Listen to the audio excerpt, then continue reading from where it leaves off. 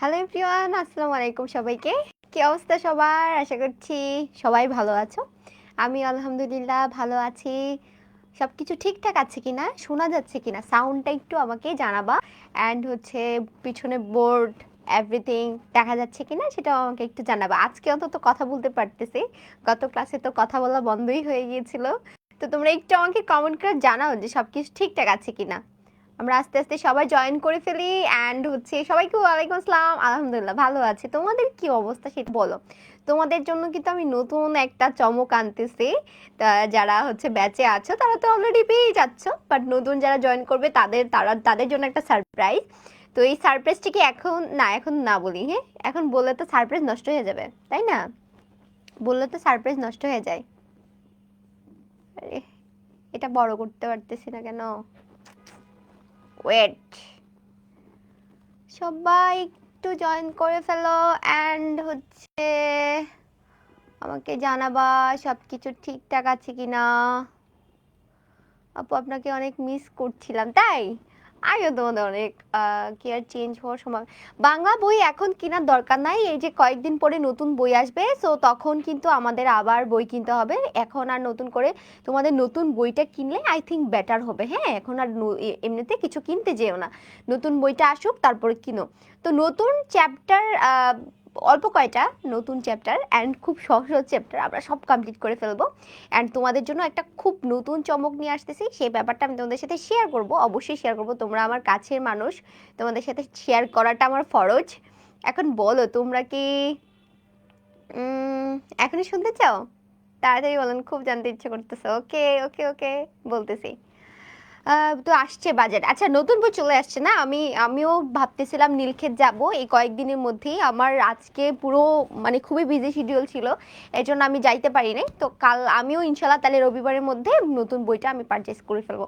তোমাদের জন্য যে নতুন চমকটা থাকছে সেটা হচ্ছে মানে আমি তোমাদেরকে ইবুক দিচ্ছি ইনশাল্লাহ। এটার জন্য আমার অনেক, তোমরা 1,000 টাকা দিয়ে ভর্তি হয়েছিল না, নাকি 1200 টাকা দিয়ে? তোমরা পেয়ে যাবে হয়তো আরো 2-3 হাজার টাকার মতো জিনিস পেয়ে যাবে ইনশাল্লাহ। তো সেটা হচ্ছে আমি তোমাদেরকে ইবুক দিচ্ছি। ইবুকটা হচ্ছে এরকম একটা জিনিস যেখানে তোমাদের আসলে কোনো বই পড়ার তেমন দরকার পড়বে না, জাস্ট পরীক্ষার আগের দিন রাতে তোমরা সেই বুকটা ওপেন করবা, ওখানে তোমার লেখক পরিচিতি থেকে কি কি প্রশ্ন ইম্পর্ট্যান্ট, দেন তোমার বাক পরিচিতি থেকে কি জিনিস ইম্পর্ট্যান্ট, কবিতার গুরুত্বপূর্ণ লাইন, গল্পের গুরুত্বপূর্ণ লাইনগুলো, তারপরে হচ্ছে তোমার আর কি এই যে মানে পুরো একটা কবিতাকে সামারি করে অথবা পুরো একটা গল্পকে প্রত্যেকটা চরিত্র বিশ্লেষণ করে ছোট ছোট করে আমি হচ্ছে পার্ট পার্ট করে ইবুক টাইপের দিব। তো তোমরা ওখানে হচ্ছে, আর তোমাদের জন্য আমি অনুধাবনমূলক প্রশ্নগুলো নিয়েও কাজ করতেছি, কারণ এটা এখন তোমরা ফিল করবে না, এখন হয়তো অনেকেই বাংলাটা এখনো ধরো নাই, এরকম স্টুডেন্টও কিন্তু আছে। কিন্তু পরীক্ষার আগে যেই অসুবিধাটা সবচেয়ে বেশি পরিমাণে ফেস করতে হয় সেটা হচ্ছে তোমাদের কি বলতো, অনুধাবনমূলক প্রশ্নগুলো কিভাবে মনে রাখবো, এবং এত এত অনুধাবনমূলক প্রশ্ন কোনটা ছেড়ে কোনটা পড়বো আমাদের কিন্তু একদম হাপ্পাস হয়ে যায়। সো তোমাদের জন্য গুরুত্বপূর্ণ অনুধাবন প্রশ্নগুলো নিয়ে কিন্তু আমি একটা মানে কাজ করতেছি, ইনশাল্লাহ কাজ শুরু করে দিব। আমার হচ্ছে এসিএস ফিউচার স্কুলের তোমার যে ব্যাচটা ছিল ওটা কমপ্লিট হয়ে গেছে ইনশাল্লাহ। এই পুরোটা এই কয়টা দিন আমি পুরো ডিসেম্বরটাই ইনশাল্লাহ ফ্রি থাকবো। এই পুরো ডিসেম্বর জুড়ে শুধু তোমাদের জন্য কাজ করব, তোমাদের জন্য ইবুক দিব, অ্যান্ড এই অনুধাবনমূলক প্রশ্নগুলো তোমরা পেয়ে যাবে, আরো অনেক কিছু পাবা। এখন তোমাদের কাছে মনে হচ্ছে যে ব্যাচে ভর্তি হয়ে হয়তো একদম ব্যাচটা ঘুমাই গেছে, এখন থেকে জাস্ট ব্যাচের অ্যাক্টিভিটিটা ইনশাল্লাহ দেখতে পাবা। আই থিঙ্ক তোমরা অনেক বেশি খুশি হবা এটাতে, আর এটা তোমাদের অনেক বেশি উপকার করবে। কারণ বইয়ের এত এত গদ বাঁধা লেখা পড়তে কিন্তু আমাদের ইচ্ছে করে না, আর পরীক্ষার আগের দিন রাতে তো একদমই ইচ্ছে করে না। তো তোমরা জাস্ট ধরো ঘুমানোর আগে রিল্যাক্সে বসে শুয়ে শুয়ে জাস্ট ফোন থেকে ইবুকটা একটু চেক করে যাওয়া, অ্যান্ড দ্যাটস এনাফ। এটা তোমাদের জন্য আমি করতেছি, তোমরা হচ্ছে ফার্স্ট ব্যাচ যাদের জন্য আমি এই কাজটা করতেছি, হয়তো তোমাদের পরবর্তী যে জেনারেশনগুলো আসবে তারাও হয়তো এটা পাবে। তো ইবুক কিন্তু আমি প্রথম এসিএস আই থিঙ্ক, জানি না এসজি থেকে আর কারো কোর্সে ইবুক দেয় কিনা, আমি প্রথম নিয়ে আসতেছি। সো এটার জন্য আমি একটা, আমার টিম রেডি হয়ে গেছে অলরেডি, এখন হচ্ছে জাস্ট টাইপিংয়ে দিব, জিনিসগুলো হচ্ছে তোমরা পেয়ে যাবা।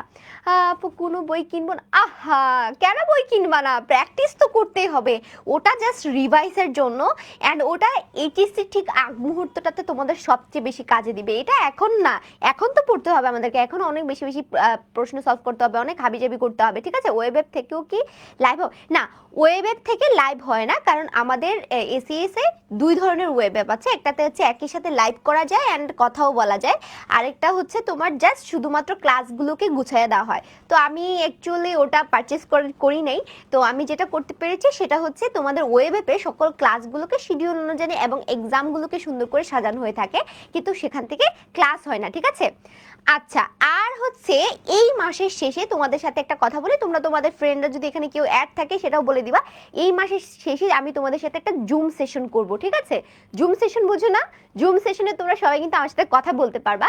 তো তোমাদের সাথে আমি একটা জুম সেশন করব, তোমরা তোমাদের সব ফ্রেন্ডদেরকে বলে দিবা। অ্যান্ড আমি তো অলরেডি তোমাদের গ্রুপে পোস্ট দিয়ে দেবো। সেই জুম সেশনে অ্যাকচুয়ালি তোমাদের কোন কোন পার্টগুলো নিয়ে বেশি সমস্যা হচ্ছে এবং কি টাইপের জিনিস, অনেক সময় থাকে না কমেন্টের মাধ্যমে মনের কথাগুলো বলতে পারি না, তো তোমাদের সবাইকে কিন্তু আমি টাইম দিব এতটুকু এতটুকু করে, যেন তোমরা আমার সাথে কথা বলতে পারো যে আপু আমাদের বাংলায় এই জিনিসগুলো প্রবলেম ফেস করতে হয়, এগুলো আমরা কিভাবে মনে রাখতে পারি, বা হচ্ছে আপু আমরা সহজে একদম ইজিলি ব্যাকরণগুলো কিভাবে আমরা আয়ত্ত করে ফেলতে পারি, আমাদের নির্মিত অংশগুলো কিভাবে লেখা উচিত, তোমাদের মনে অনেক ধরনের প্রশ্ন থাকতে পারে, তাই না? তো এই সব কিছু নিয়ে কিন্তু আমি একটা জুম সেশন করবো, যেন তোমরা সবাই, তোমরা চাইলে আমার সাথে ভিডিও কলেও থাকতে পারবা, মানে ভিডিওতেও থাকতে পারবা আমার সাথে, তোমরা যদি চাও আর কি। এবং সবাই আই থিঙ্ক পোলাইট থাকবা, সুন্দরভাবে আমরা একটা মিটিং করব, কাইন্ড অফ তোমাদের সাথে ইন্টারাকশন অ্যান্ড হচ্ছে তোমাদের পরিচয় জানা, তোমরা কে কোথায় থাকো, কোথায় পড়াশোনা করো, তোমাদের সাথে যোগাযোগ করার আমার খুব একটা ইচ্ছে। সারা জীবন আমি ক্যামেরাটার সামনে, এই যে একটা ক্যামেরা বস্তুটার সামনে বক বক বক বক করে করে যাই, বাট তোমাদের কারোর কথা শুনতে পাই না, তোমাদের কাউকে হয়তো আমি দেখেই নেই।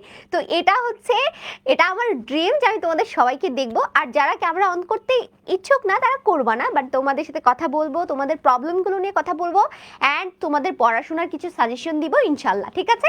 ওকে, প্রিন্ট করা পড়া সম্ভব না সানজিদা, ইবুকটা অ্যাকচুয়ালি প্রিন্ট করে যাবে না এবং ডাউনলোডও করা যাবে না, কারণ যেহেতু পাইরেসি হওয়ার অনেক বড় একটা মানে এখন পাইরেসি হওয়া তো এটা তো নর্মালাইজ হয়ে গেছে। যেমন হয় না যে জিনা করা অনেক বড়, মানে জিনা একটা খুব বড় পাপ, কিন্তু জিনাটা কিন্তু এখন চোখের সামনে অহরহ সবাই করতেছে। তো পাইরেসিটা না কাইন্ড অফ জিনার মতো হয়ে গেছে, যে এইটা যে পাপ এটা আমরা উপলব্ধি করতে পারি না, এটা আমরা অহরহ করতেছি। তো এই ক্ষেত্রে কিন্তু আমি এটা তোমরা ডাউনলোডও করতে পারবা না অ্যান্ড হচ্ছে এ করতে পারবা, জাস্ট তোমরা পড়তে পারবা, এটা জাস্ট পড়তে পারবা তোমরা।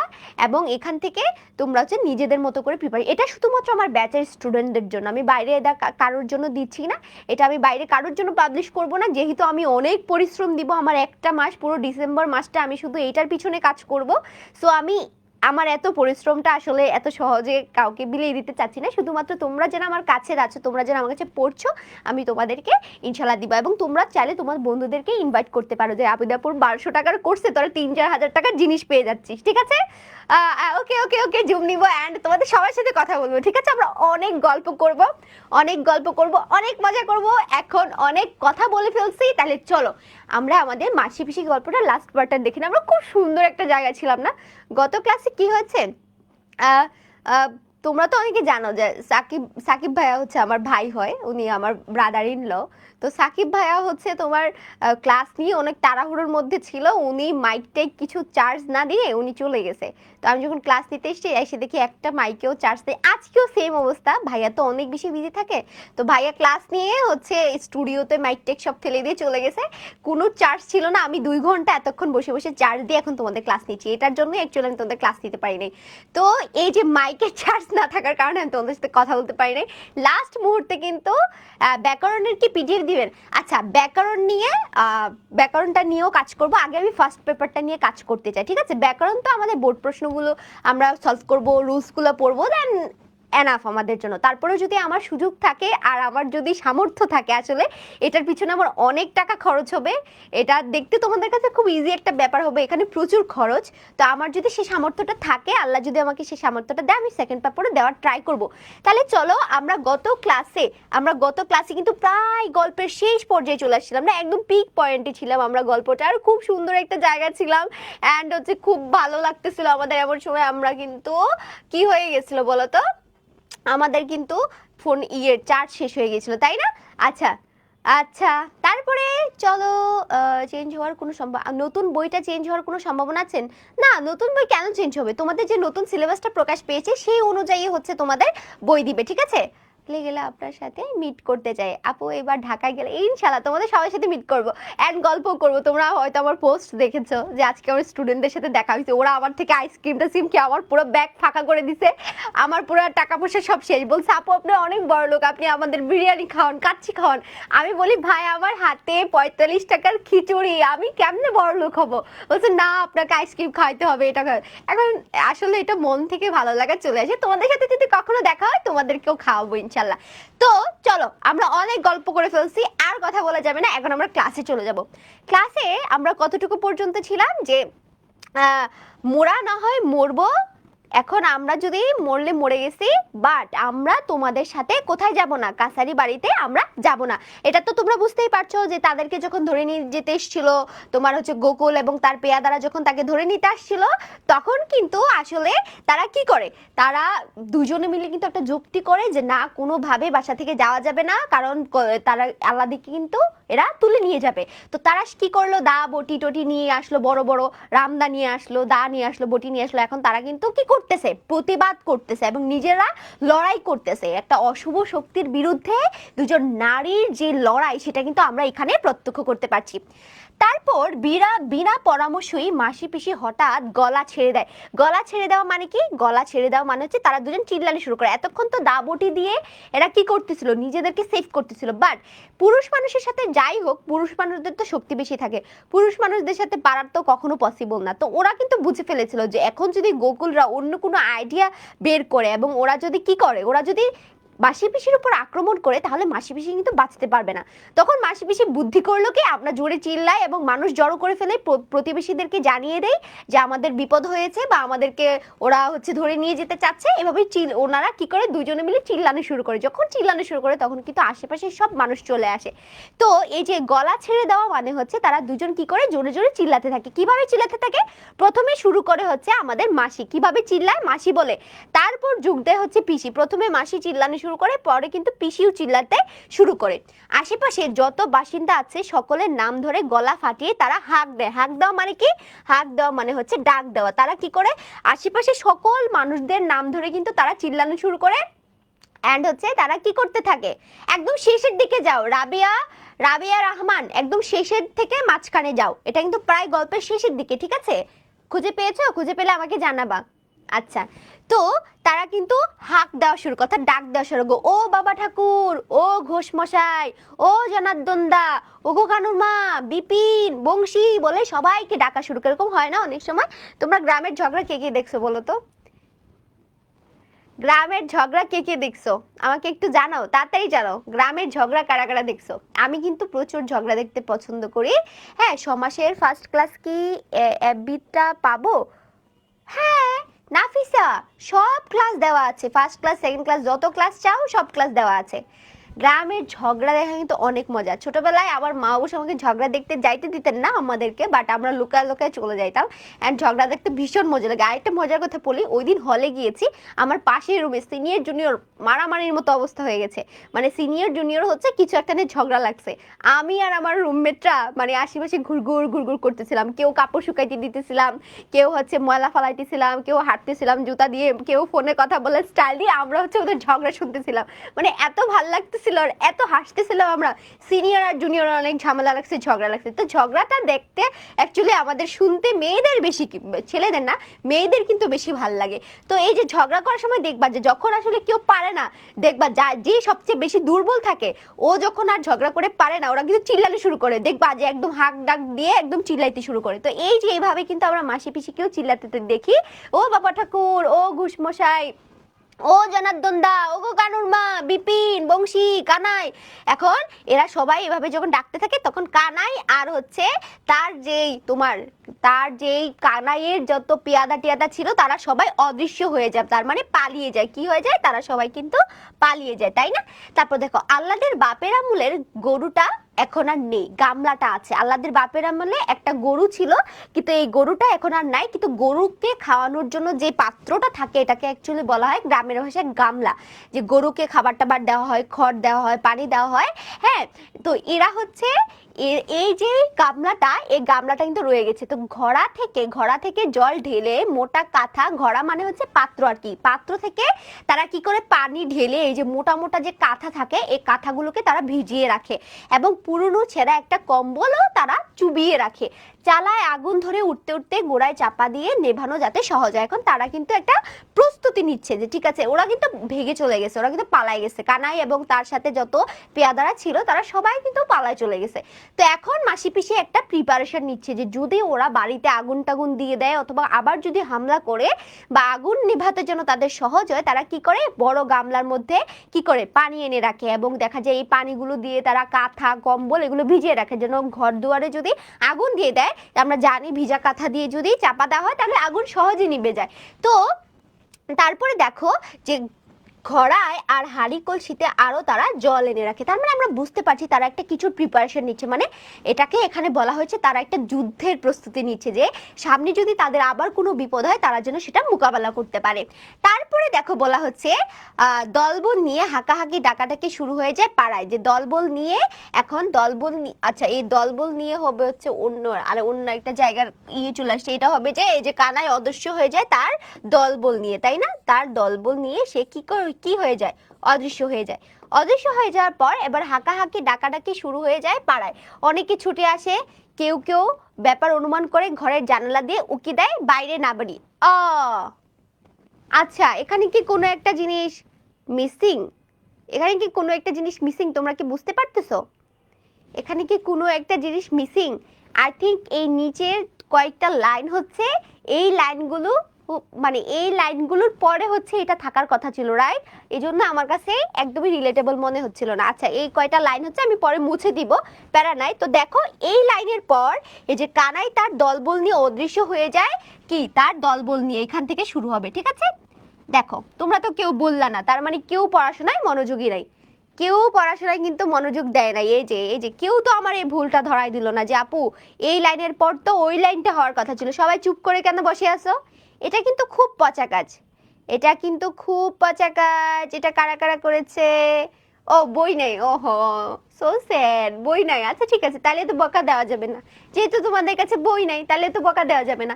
আচ্ছা প্যারা নাই। দেখো এবার দেখো এই যে তারা দলমল নিয়ে যখন পালায় যায় তখন হাঁকাহাঁকি ডাকাডাকি, ওই যে কানাইয়ের মাটা হাবিজাবি বলে ডাকতেছিল, এই ডাকাডাকি যখন শুরু হয়ে যায় পাড়ায় তখন অনেকে ছুটে আসে, কেউ কেউ ব্যাপারটা অনুমান করে ঘরের জানালা দিয়ে আবার উকি দিতে থাকে। হ্যাঁ, এই হট্টগোলের পর আরো নিঝুম আরো থমথমে মনে হয় রাতটা। এখন তারা কি করে, যখন তারা ডাকাডাকি করছিল চিল্লাচিল্লি করছিল, তো তখন সেই মুহূর্তে কিন্তু দেখা যায় যে কি করেছিল বলতো, অনেক মানুষ ছুটে এসেছিল। এরকম হয় যে অনেক মানুষ ছুটে এসেছে। তার সানজিদা বলছে আপু আমি খুঁজতেছি। আচ্ছা, এত কষ্ট করতে হবে না, তোমরা এত কিউট কেন বলো তো? আচ্ছা, তারপরে দেখো আল্লাদিকে মাঝখানে নিয়ে তারা শুয়ে থাকে, তাদের ঘুম আসে না মাসি পিসির চোখে। বিপদে পড়ে হাঁক দিলে পাড়ার এত লোক ছুটে আসে, এমনভাবে প্রাণ খুলে এতখানি জ্বালার সঙ্গে নিজেদের মধ্যে খোলাখুলি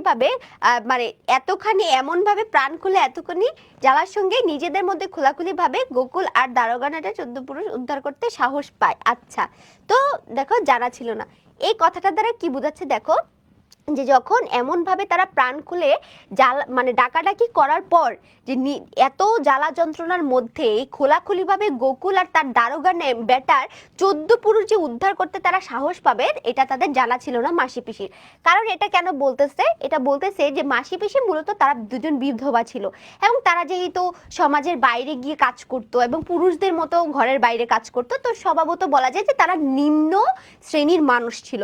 বাট তাদের এই বিপদে তারা ডাকার পরে এত মানুষ যে ছুটে আসবে এটা আসলে তারা বুঝতে পারে না। তারা বলতেছে আল্লাহ আমরা এইভাবে ডাকলাম যে এতগুলো প্রতিবেশী ছুটে আসলো, এবং তাদেরকে দেখে কিন্তু মাসি পিসির মনে আরো বেশি সাহস জেগে উঠছিল, এবং মাসি পিসি সেই সাহসটা নিয়েই কিন্তু এই গোকুল এবং তার পেয়াদাদেরকে কি করেছিল, তারা প্রতিহত করেছিল। তো তখন হচ্ছে মাসি পিসি শুয়ে শুয়ে ভাবতেছিল যে আমরা মানে আমাদেরকে যে মানুষ এভাবে সাহায্য করতে ছুটে আসবে এটা আসলেই আমরা কল্পনা করতে পারি নাই। তারপরে দেখো তারা হাঁক ডাক শুরু করেছিল খানিকটা কানাইদের ভরকে দেবার জন্য। দেখো তারা কিন্তু মানুষদেরকে ডাকাডাকি শুরু করেছিল কেন, যেন কানাই এবং তার পেয়াদারা যেন ভয় পেয়ে যায়, সেই ভয় পাওয়ার জন্য মেনলি তারা হচ্ছে চিল্লাচিল্লি শুরু করেছিল।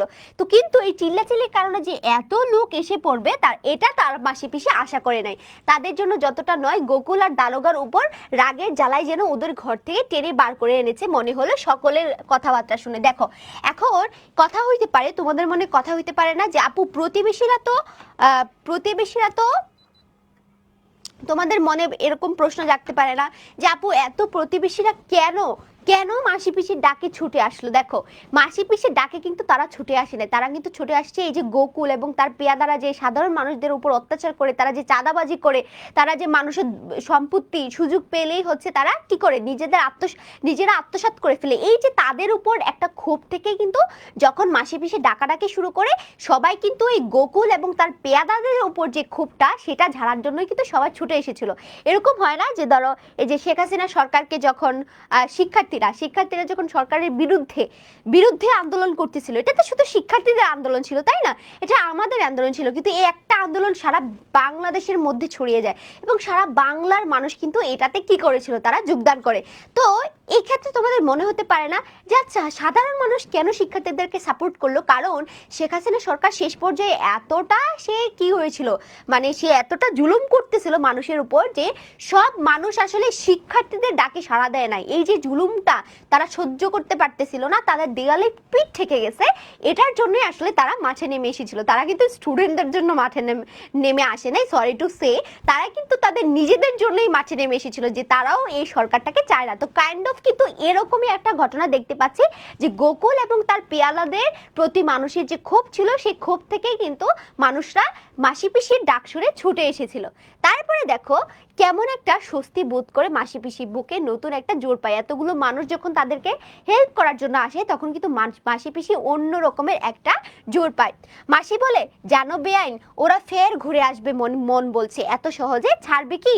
পিসি বলে, তাই ভাবছিলাম, মেয়েটাকে কুটুম বাড়ি সরিয়ে দেওয়ায় সোনাদের ঘরে মাঝরাতে আগুন ধরিয়েছিল সেবার। আচ্ছা এখন দেখো মাসি পিসি এখন কিন্তু তারা দুইজন মিলে কি করতেছিল, ডিসকাস করতেছে যে আমাদের কাছে মনে হচ্ছে যে ওরা তো এখন চলে গেছে, বাট পরবর্তীতে ওরা আবার আমাদের উপর হামলা করতে পারে, ওরা আবার আমাদেরকে ধরে নেওয়ার জন্য আসতে পারে। এখন আমাদের সেটার জন্য কি করতে হবে, আমাদের কিন্তু সেটার জন্য প্রিপারেশন থাকতে হবে। কারণ কি, কারণ হচ্ছে শুধুমাত্র যে আল্লাদের উপরেই গোকুলের খারাপ নজর ছিল এমন না, এর আগেও এই যে মেয়েটাকে কুটুম বাড়ি সরিয়ে দেওয়ার জন্য সোনাদের ঘরেও কিন্তু এই যে সোনা নামে একজন ব্যক্তি ছিল, তার বোন অথবা কিছু একটা, তার প্রতিও কিন্তু এই গোকুলের খারাপ নজর ছিল। কিন্তু যখন এই সোনারা সবাই মিলে যখন এই মেয়েটাকে, তাদের বাড়ির মেয়েটাকে যখন কুটুম বাড়ি অর্থাৎ আত্মীয়ের বাড়িতে পাঠায় দেয়, তখন কিন্তু তাদের বাড়িতে আগুন জ্বালিয়ে দেওয়া হয়েছিল। তো এটা মনে করে আসলে মাসি পিসি এখন কি করতেছিল, তারা সবাই মিলে, তারা দুজন মিলে কিন্তু একটা প্রতিহত করার ব্যবস্থা করতেছিল। খানিক চুপচাপ ভাবে দুজনে, খানিক চুপচাপ কি করে তারা দুজনে বসে বসে ভাবে, খানিক চুপচাপ ভাবে। মাসি বলে, সজাগ রইতে হবে রাতটা। এখন মাসি বলতেছে যে আমাদের এই রাতটা জেগে থাকতে হবে। সজাগ থাকা মানে কি, জেগে থাকা। তারপর পিসি বলে, তাই ভালো, কাঁথা কম্বলটা চুবিয়ে রাখি জলে, কি জানি কি হয়। এখন বলতেছে আচ্ছা তুমি তো ভালো কথা বলছো, আমাদের রাতটা জাগতে হবে, কাঁথা কম্বলগুলো ভিজিয়ে রাখি, কখন কি হয়, যদি বাসায় আগুন ধরায় দেয়। আস্তে চুপি চুপি তারা কথা কয়, আল্লাদের ঘুম যাতে না ভাঙে, অতি সন্তর্পণে মানে অতি গোপনে আস্তে, হ্যাঁ সন্তর্পণে মানে গোপনে আস্তে তারা বিছানাটা ছেড়ে ওঠে। এতক্ষণ তারা শুয়েছিল, এখন তারা আস্তে আস্তে কথা বলতেছে এবং আস্তে আস্তে বিছানা থেকে উঠতেছে যেন আল্লাদের ঘুম না ভেঙে যায়। এইটার পরে হচ্ছে আসলে আমাদের এখানে আমাদের এই লাইনটা চলে আসবে, ঠিক আছে, এটা আমাদের চলে আসবে। তারপরে আল্লাদের বাপের আমলের যে গরুটা নেই, গামলাটা আছে, এই ঘোড়া থেকে জল এনে তারা মোটা যে কাঁথা কম্বলগুলো সেগুলো কিন্তু চুবিয়ে রাখে এবং চালায় আগুন ধরিয়ে দিলে যেন তারা তাড়াতাড়ি সেগুলো নিভাতে পারে, সেটার কিন্তু একটা ব্যবস্থা করে। তোমরা বুঝতে পারছো এই জিনিসটা?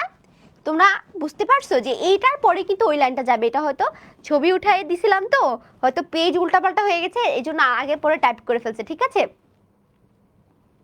আচ্ছা তারপরে দেখো, তারপরে আমরা চলে যাই আল্লাদের বাপের আমলের যে গরুটা, এখানে তো অলরেডি দেওয়াই আছে, এখানে কথাটা দেওয়াই আছে, তার মানে এই জায়গাটা আমি একটু তোমাদেরকে কি করে দিচ্ছি, আমি একটু তোমাদেরকে মুছে দিচ্ছি যেন তোমাদের এটা নিয়ে আর প্রবলেম না হয়, পরে না হয় আবার কেউ বলবে আপু এই লাইনের পর ওই লাইন কেন দিয়েছেন, এটা নিয়ে আবার ঝামেলা শুরু হয়ে যাবে, আবার তোমরা ঝগড়া শুরু করবা, মারপিট শুরু করবা, চুল টানাটানি শুরু করে দিবা। সো এটার জন্য আমি তোমাদের এটা কিন্তু মুছে দিতেছি, ঠিক আছে? এই যে আর কোনো প্যারা নাই, শেষ, মুছে দিলাম সবকিছু, এই যে ক্লিয়ার, ঠিক আছে? এই যে এখানেও কিন্তু আমরা এই লেখাটা পেয়ে গেছি। তারপরে দেখো মোটামুটি আমাদের কিন্তু গল্প শেষ, আমরা কিন্তু দেখতে দেখতে গল্পে একদম শেষ পর্যায়ে ছিলাম এবং গল্প কিন্তু আমরা শেষ করে ফেলছি। এবং এখানে কিছু শব্দার্থ আছে, বাজারের তোলা মানে হচ্ছে বাজারের বিক্রেতাদের কাছ থেকে যে চাঁদা আদায় করা হয়, রসুই চালা মানে হচ্ছে যে চালার নিচে রান্না করা হয়, যেটাকে আমরা কি কি বলি, তোমরা কি বলে থাকো বলো তো? না না না, আমি জানি তোমরা খারাপ না, আমি দুষ্টামি করছি, আমি মজা করছি, মজাও বুঝে না বাচ্চাগুলা। তারপর দেখো এই রসুই চালা মানে রান্নাঘর, যে ছোট চালার মতো করে ছোট করে একটা রান্নাঘর থাকে না, আমাদেরও গ্রামের বাড়িতে আগে ছিল, বাট ওই দিনগুলো খুব মিস করি।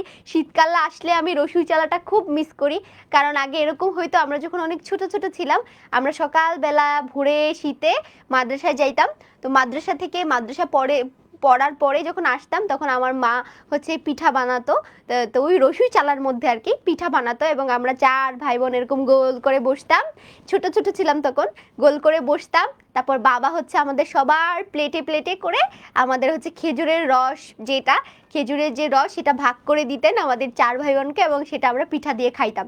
তো ওই মোমেন্টগুলো আসলে এখন একদমই স্মৃতি হয়ে গেছে, এখন বাড়ি অনেক আপডেট হয়েছে, আমাদেরও জীবনযাত্রার পরিবর্তন হয়েছে, বাট ওই সময়গুলোকে অনেক বেশি মিস করি। ওই যে একটা টিনের ঘর ছিল, তারপর একটা ছোট্ট রসুই চালা ছিল, আমরা ছোট ছোট 4টা ভাই বোন ছিলাম, তখন একসাথে ছিলাম, বাবা মায়ের সাথে ছিলাম, এই মুহূর্তগুলো এখন অনেক বেশি মিস করি।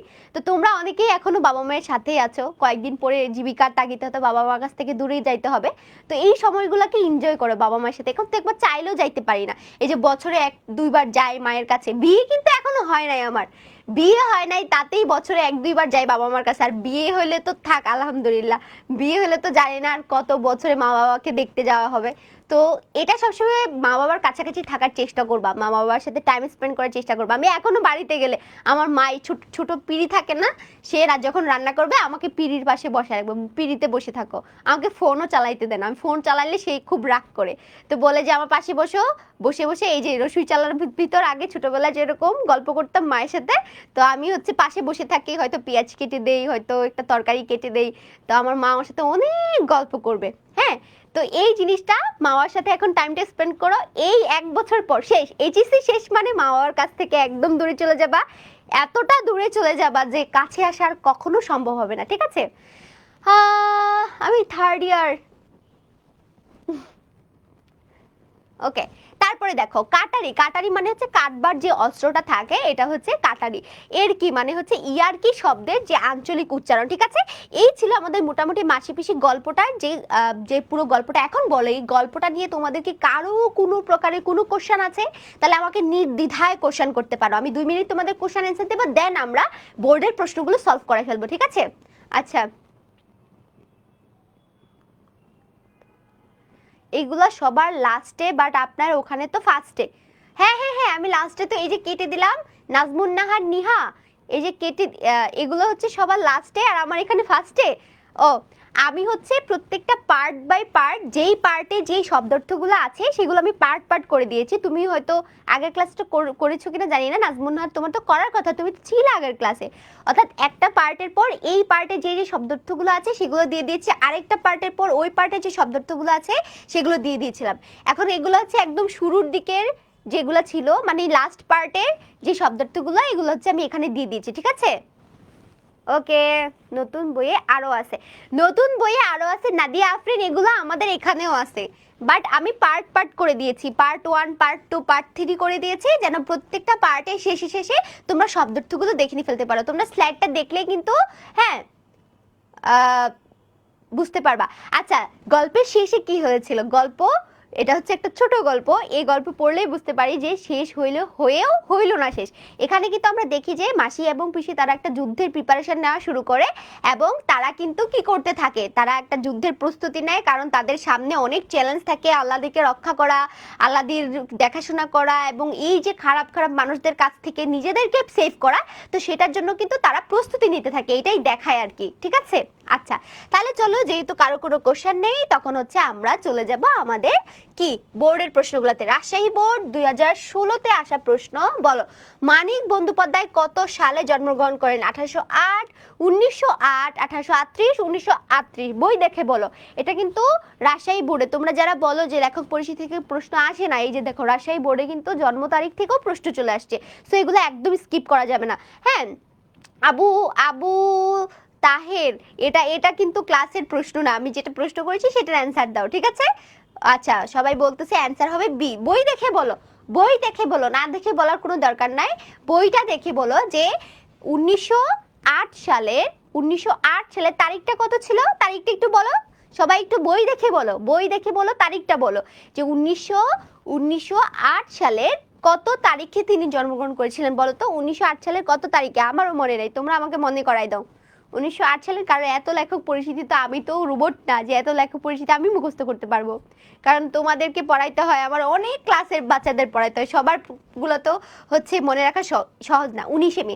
এখন আমি তোমাদেরকে বলি, আমি কেন ক্লাসে বলি তোমরা একটু লেখার চেষ্টা করবা, যখন লিখবা না এই জিনিসটাই যে তুমি 19 মে টাইপ করতেছো, তুমি হচ্ছে খ এর অ্যান্সার দিচ্ছ, 1908 দিচ্ছ, এগুলো কিন্তু তোমার মনে থাকবে, এগুলো কিন্তু তোমার মনে থাকবে, শুধু মনে হবে না যে শুধু কমেন্ট করতেছি না, এই ব্যাপারগুলো কিন্তু ক্লাস থেকেই তোমরা কি করতে পারতেছো, শিখে ফেলতে পারতেছো যে 19 মে কিন্তু তার জন্ম ছিল 1908 সালে 19 মে, তাই না? 1908 সালে। এবং মৃত্যুটা সবাই এক লাইনে একটু লিখে ফেলো, তাহলে জন্ম মৃত্যু দুটো আমাদের একদম রিভাইজ হয়ে গেল, মুখস্থ হয়ে গেল। মৃত্যুটা সবাই লেখো, তিনি কত সালে মৃত্যুবরণ করেছিলেন, কত তারিখে, এটা একটু লিখে ফেলো। 1908 সালের 19 মে। ভেরি গুড রাবিয়া, মোহাম্মদ হাসান, নাজমুন নাহার, জিহাদ, ফাতিমাতুজ জোহরা, নাদিয়া আফরিন, ভেরি গুড মিমি। তাহের, তাহের অ্যান্সার করো। তাহেরের অ্যান্সার কিন্তু দেখতে পাচ্ছি না, এতক্ষণ কমেন্ট করতেছিল, এখন প্রশ্ন করলে আর অ্যান্সার দিচ্ছে। আচ্ছা তাহের অ্যান্সার দিয়েছে 1956 সালের, তারিখটা কি দেওয়া আছে বইয়ে? মুনিয়াত, মুনিয়াত 1956, তার মৃত্যুটা কি বলো? 1956 সালে তার মৃত্যু, 1956 সালের কি তারিখ দেওয়া আছে? 13ই ডিসেম্বর। ভেরি গুড ফাতিমাতুজ জোহরা, তাহলে এটা হবে 13ই ডিসেম্বর, তাই না? ওকে, লেখার অবস্থা এত বাজে হচ্ছে, আমি সারা রাত ধরে অ্যাসাইনমেন্ট করে আমার পুরো হাত এত ব্যথা হয়ে আছে, আমি লিখতেই পারতেছি না। আচ্ছা, মৃত্যু হচ্ছে 1956 সালের 13ই ডিসেম্বর, এটা কিন্তু মনে রাখবা, মুখস্থ হয়ে গেছে না? তাহলে জন্ম 1908 সালের 19 মে, তারপরে হচ্ছে তোমার মৃত্যু হচ্ছে 1956 সালের 13 ডিসেম্বর। মাঝখানে গুটি সুটি হয়ে বসে আছে অল্প বয়সী একটা বউ, তাই না? গল্পের শুরুতে দেখেছিলাম যে নৌকার মধ্যে দুই পাশে দুজন বড় মহিলা বসেছিল এবং মাঝখানে গুটি সুটি হয়ে একটা বউ বসে আছে, বলতো বলতো এই যে 3 ডিসেম্বর। আচ্ছা তাহলে 3 ডিসেম্বর, ঠিক আছে, প্যারানাই চিল, 3 ডিসেম্বর লিখবো, এই যে দেখো 3 ডিসেম্বর। আচ্ছা বলো, এই যে মাঝখানে গুটি সুটি হয়ে বসে আছে এটা কে? জিহাদ, ভেরি গুড জিহাদ, জিহাদ কিন্তু খুব অ্যাক্টিভ বয়, জিহাদকে কিন্তু আমি চিনি ও সব ক্লাসে থাকে, খুব সুন্দর অ্যান্সার দেয়। হ্যাঁ 3 হবে আপু, ওকে 3। এই যে বসে আছে গুটিসুটি যে হয়ে যে মহিলাটা, সেটা কিন্তু আল্লাহ দিয়ে। আর আমরা জমিলা কোথায় দেখতে পাই বলো তো? আমরা জমিলাকে কিন্তু দেখতে পাবো লাল শালুতে। কোথায় দেখতে পাবো? লাল শালুতে। জমিলাকে আমরা দেখবো কিন্তু লাল শালুতে, রহিমাকেও কিন্তু আমরা দেখবো লাল শালুতে। তারপরে বিলাসী কি? আর বিলাসী তো বিলাসী গল্পের নায়িকা, তাহলে আমাদের অ্যান্সার কি হবে? আমাদের অ্যান্সার কিন্তু হবে আল্লাদি। তারপরে নেক্সট চলে যাই আমরা পরবর্তী প্রশ্নে। মাসি পিসি গল্পে যোগু আর যোগু নেই, সেই কথাটি দ্বারা কি বোঝানো হয়েছে বলো তো? বলে না গো, না গো মাসি, না গো পিসি, আমাদের যোগু আর যোগু নাই, ও অনেক বালা হইয়া গেছে। এখন বলো তো এই যোগু আর যোগু নাই দ্বারা কি বোঝানো হয়েছে? তার লোভ দূরীকরণ, অর্থাৎ সে কি, তার ভিতরে যে লোভটা ছিল সেটা কি চলে গেছে, বা চারিত্রিক পরিবর্তন ঘটেছে, নাকি আল্লাহদের প্রতি তার দরদ বেড়ে গেছে, নাকি নেশাগ্রস্ত হয়ে গেছে? এটা দ্বারা কি বোঝাচ্ছে? ভেরি গুড, ওয়াও, তোমরা তো সবাই অ্যান্সার করতে পারতেছো মাশাআল্লাহ। এটা দ্বারা বোঝাচ্ছে যে তার চারিত্রিক পরিবর্তন, অর্থাৎ সে আগে খুব খারাপ মানুষ ছিল আর এখন অনেক ভালো হয়ে গেছে। দেখবা গ্রামের মধ্যে না এটা হয়। আর তোমাদেরকে একটা ছোট স্টোরি বলি, তো আমি কিন্তু অনেক বেশি গল্প করি। আচ্ছা তোমরা কি বিরক্ত হও গল্প করলে? কারণ গল্প না করে বাংলা জিনিসটাই হচ্ছে আসলে গল্প করার জিনিস। আমি কিন্তু আজে বাজে গল্প করি না, রিলেটেড সাবজেক্ট রিলেটেড গল্প করি। তো আমাদের এলাকার একজন ইউনিয়ন চেয়ারম্যান ছিল, মানে এর আগের আমার, এখন বর্তমানে তো আমার মামা ইউনিয়ন চেয়ারম্যান, তার আগে যিনি ছিলেন, তো ওই ইউনিয়ন চেয়ারম্যানের একটা ছেলে ছিল। আচ্ছা ছেলেটার নাম ছিল হাসান। এই যে এখানে একটা ছেলে আছে না হাসান, এই জন্য আমি বলতেছিলাম। তো এই হাসান সাহেব এর জন্য হচ্ছে মানে মানে থাকে না এরকম গ্রামের একটু বড় লোকের বাপের ছেলে টেলে হইলে একটা মেয়েকে পছন্দ হইলেই মানে ধুমধাম বিয়ের প্রস্তাব দিয়ে। তো আমি তখন ক্লাস 9-এ পড়ি, তার ভীষণ ভালো লেগেছে আমাকে, এখন বিয়ের প্রস্তাব পাঠাইছে। তো আমার আব্বু বলতেছে এত ছোট ছেলে, আমার মেয়ে এত ছোট, আমি কেমনে বিয়ে দিব? এত ছোট বয়সে একটা মেয়েকে কি বিয়ে দেওয়া যায়? আর এদের তো গোষ্ঠী ভালো না, এত খারাপ। আর এই ছেলে এটারে দেখি সারাদিন 420-র মতো ঘোরাঘুরি করে বাইক টেক নিয়ে, এরকম ছেলের কাছে তো আমি আমার মেয়ে বিয়ে দেবো না। এখন যে বিয়ের প্রস্তাব নিয়ে আসছে সে বলতেছে না গো, ছেলেটা আগে অনেক খারাপ ছিল এখন অনেক ভালো হয়ে গেছে। আরে বিয়ে শাদী করলে এমনি ভালো হয়ে যায়, বিয়ে শাদী করলে ভালো হয়ে যাবে, তুমি বিয়ে দিয়ে দাও, তোমার মেয়েরা অনেক গয়না দিবে, অনেক টাকা দিবে, অনেক এই দিবে সেই দিবে, এগুলো বলে বলে হচ্ছে তোমার কি মানে আমার বাবাকে একটু পটানোর চেষ্টা করছে। আমার বাবা বলতেছে মাপ চাই ভাই, আমি আমার মেয়ে এরকম জায়গায় বিয়ে দিবে না। তো এই হচ্ছে কাইন্ড অফ ডায়লগটা। এই জন্য বললাম যে মানে সে আগে অনেক ভালো খারাপ ছিল এখন অনেক ভালো হয়ে গেছে, মানে বিয়ে করলে নাকি সে ভালো হয়ে যাবে। তো এই হচ্ছে আসলে কথা যে যোগু আর যোগু নয়, এখন সে অনেক ভালো হয়ে গেছে। এই যে অনেক ভালো হয়ে গেছে মানে তার চারিত্রিক পরিবর্তন ঘটে গেছে, মানে আগে যাই ছিল এখন হচ্ছে সে অনেক ভালো মানুষ হয়ে গেছে। আচ্ছা বজ্জাত হোক খুনি হোক, বজ্জাত হোক খুনি হোক, হ্যাঁ জামাই তো জামাই হয়, এটা কিন্তু সত্যি কথা। যারা ছেলেরা আছো তোমরা কিন্তু এটার জন্য খুশি হবা। হ্যাঁ তোমরা যারা ছেলেরা আছো শ্বশুর বাড়িতে 80 বছরের বুড়া হওয়ার পরেও কিন্তু জামাই আদর পাবা। আমার বাবাকে এখনো দেখি, আমার বাবা যদি আমার নানুর বাসায় যায় তাকে এত আদর যত্ন করা হয়, মানে কখন শরবত দিবে, কখন তাকে বসতে দিবে, কখন এটা করবে, কখন সেটা করবে। বরং আমার বাবার বয়স কিন্তু প্রায় 60 বছর হয়ে যাচ্ছে, মানে তার কত 56 থেকে 60-এর মধ্যে তার বয়স হয়ে যাবে, মানে সে এখনো কিন্তু এরকম জামাই আদর পায়। তো তো বজ্জাত হোক খুনি হোক জামাই তো জামাই, মানে আমাদের সমাজে জামাইদের কিন্তু একটা সমাদর থাকে। তো এই ছেলেরা কিন্তু এই দেখছো এই যে শিহাব কিন্তু একদম দাঁত বের করে হাসতেছে, মানে ওর খুব খুশি লাগতেছে, ও বিয়ে করলে এরকম আদর যত্ন পাবে শ্বশুর বাড়িতে, তাই না? হ্যাঁ বিয়ে করলে, বিয়ে কিন্তু এত মজার জিনিস না। হ্যাঁ আচ্ছা বিয়ে কিন্তু এত মজার জিনিস না। আচ্ছা যাই হোক এখন হেসে নাও, এটাই জীবনের শেষ হাসি, পরে শুধু সারা জীবন কাঁদবা। বজ্জাত হোক খুনি হোক জামাই তো জামাই। মাসি পিসির গল্পে পিসির এই উক্তির মধ্য দিয়ে কি প্রকাশ পেয়েছে? আমাদের সামাজিকতা এবং দায়িত্ববোধ, আমাদের মানবিকতা এবং কল্যাণবোধ, আমাদের সৌজন্য ও আত্মীয়তা, নাকি আমাদের চাতুর্য ও কৌশল? বলো তো আমাদের এটা দ্বারা কি প্রকাশ পাচ্ছে বলতো? এই যে ধরো বজ্জাত হোক আর খুনি হোক জামাই তো জামাই হয়, এখন এটা দ্বারা তো আর কোনো মানবিকতাকে বোঝাচ্ছে না, তাই না? জামাইয়ের প্রতি কি তুমি দয়া করতেছো যে সে সারাদিন খাইতে পায় না? তাহলে চাতুর্য এবং কৌশল মানে এটার দ্বারাতে চাতুর্য মানে হচ্ছে চালাকি, এখানে কি কোনো চালাকি বা কিছু বোঝাচ্ছে? চালাকি বা কিছু বুঝাচ্ছে না। সামাজিকতা এবং দায়িত্ববোধ নাকি সৌজন্য ও আত্মীয়তা?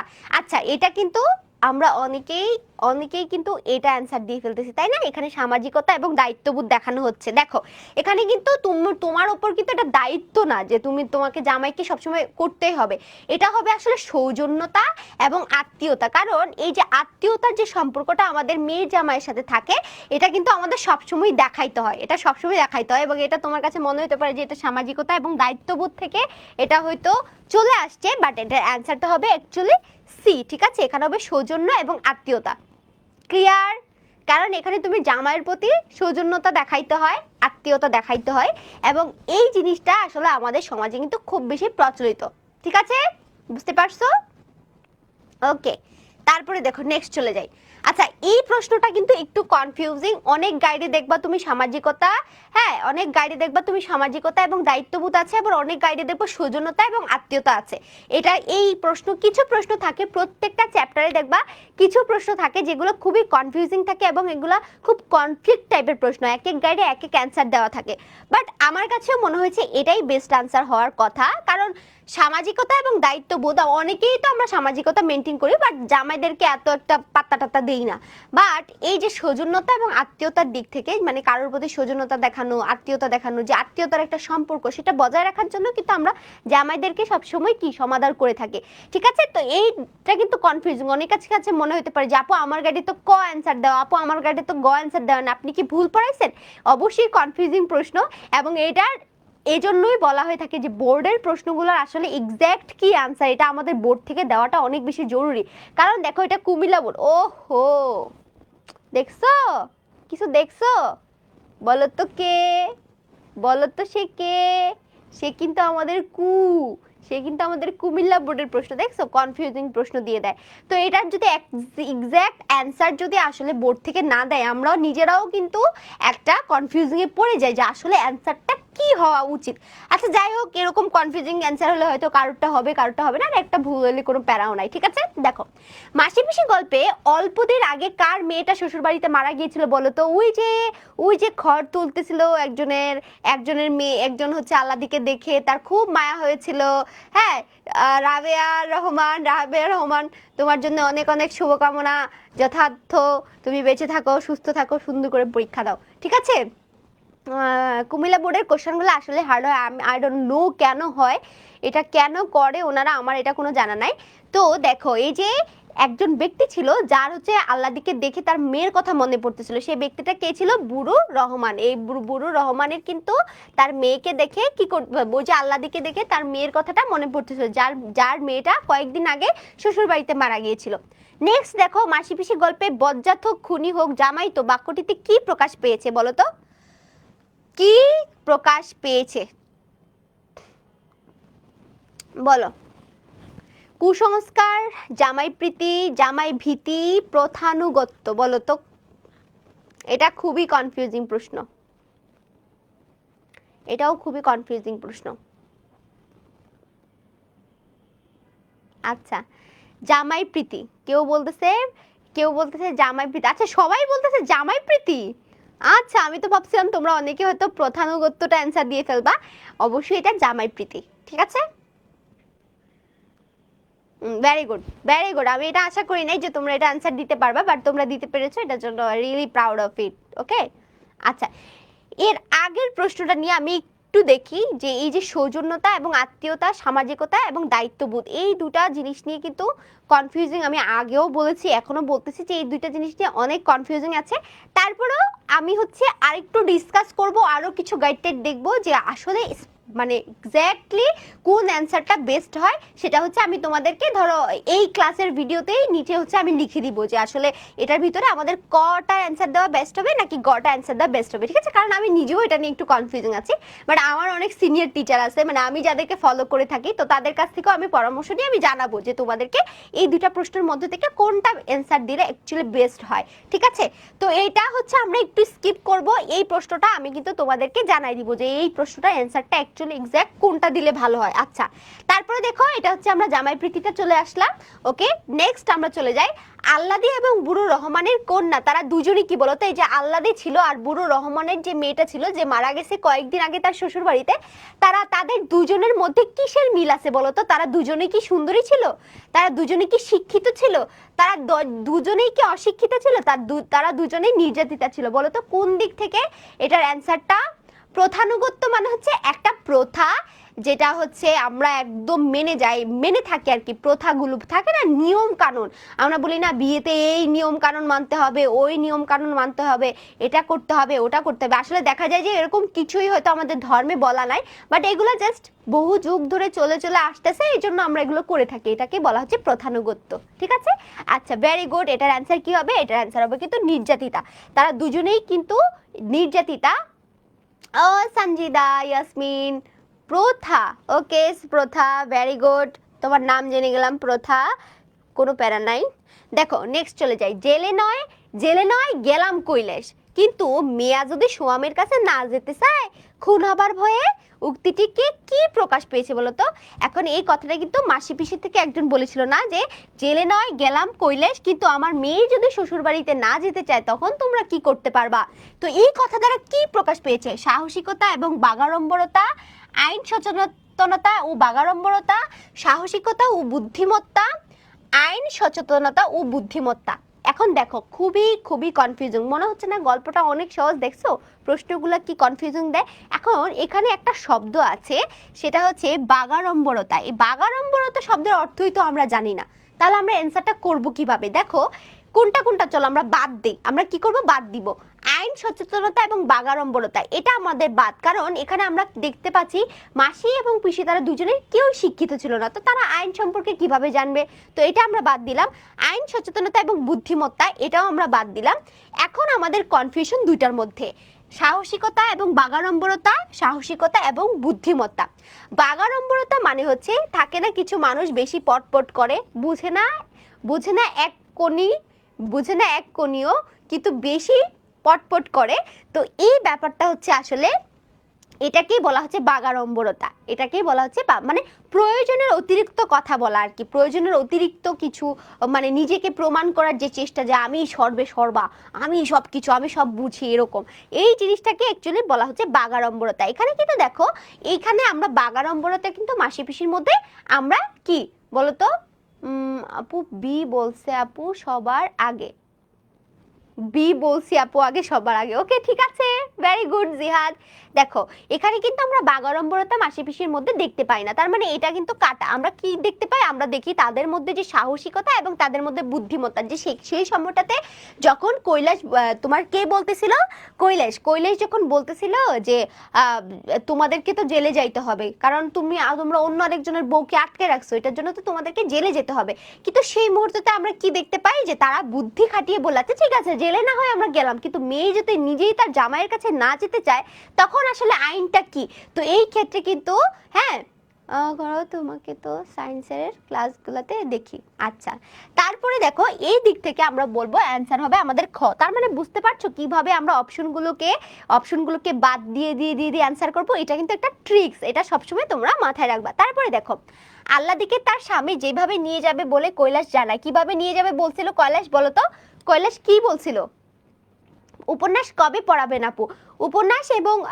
উপন্যাস আর হচ্ছে ওটা হচ্ছে একদম শেষের দিকে পড়ানো হয়, বাট তোমাদের যদি থাকে যে পরীক্ষায় একদম আছে আমাদের এটা পড়তেই হবে, তাহলে তোমাদেরকে আগেই পড়িয়ে দিব, ঠিক আছে?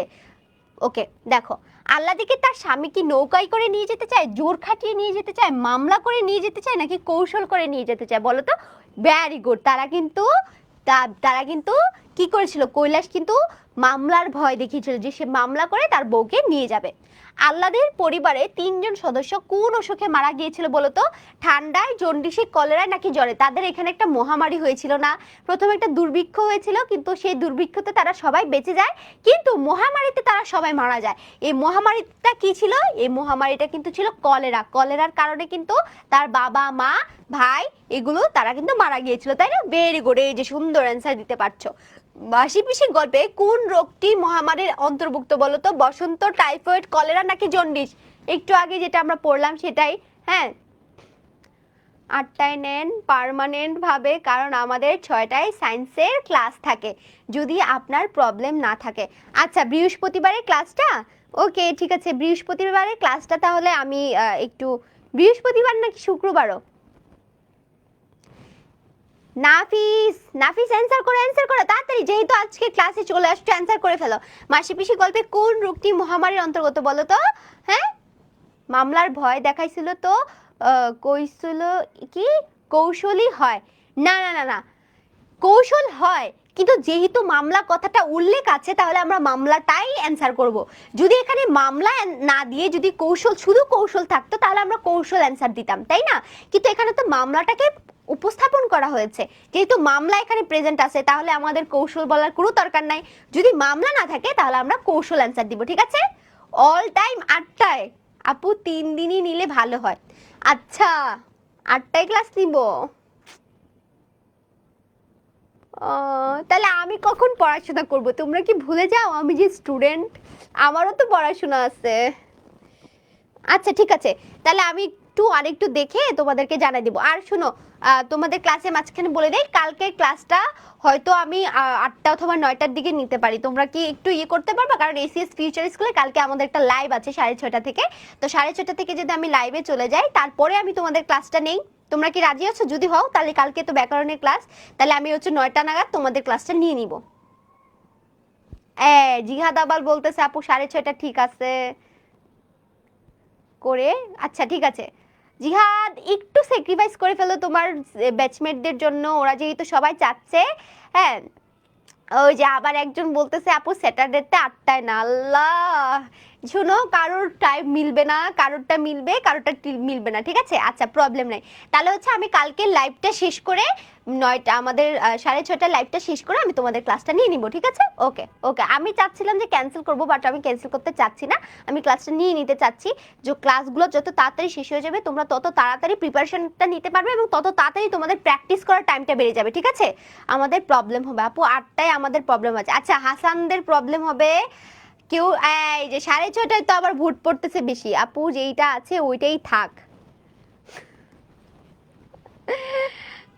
এখন কি করা যায়?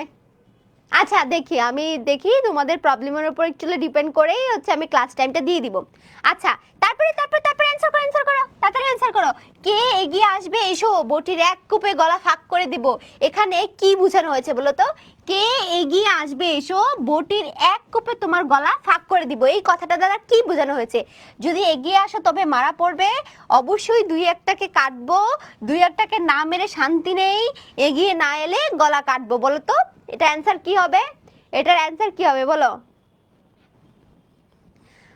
সায়েন্সের স্টুডেন্টদের কথা একটু ভাবেন। তাহলে এখন আমি 2টা ক্লাস নিই, আর্টসের জন্য একটা ক্লাস নিই, সায়েন্সের জন্য একটা ক্লাস নিই, কি বলো?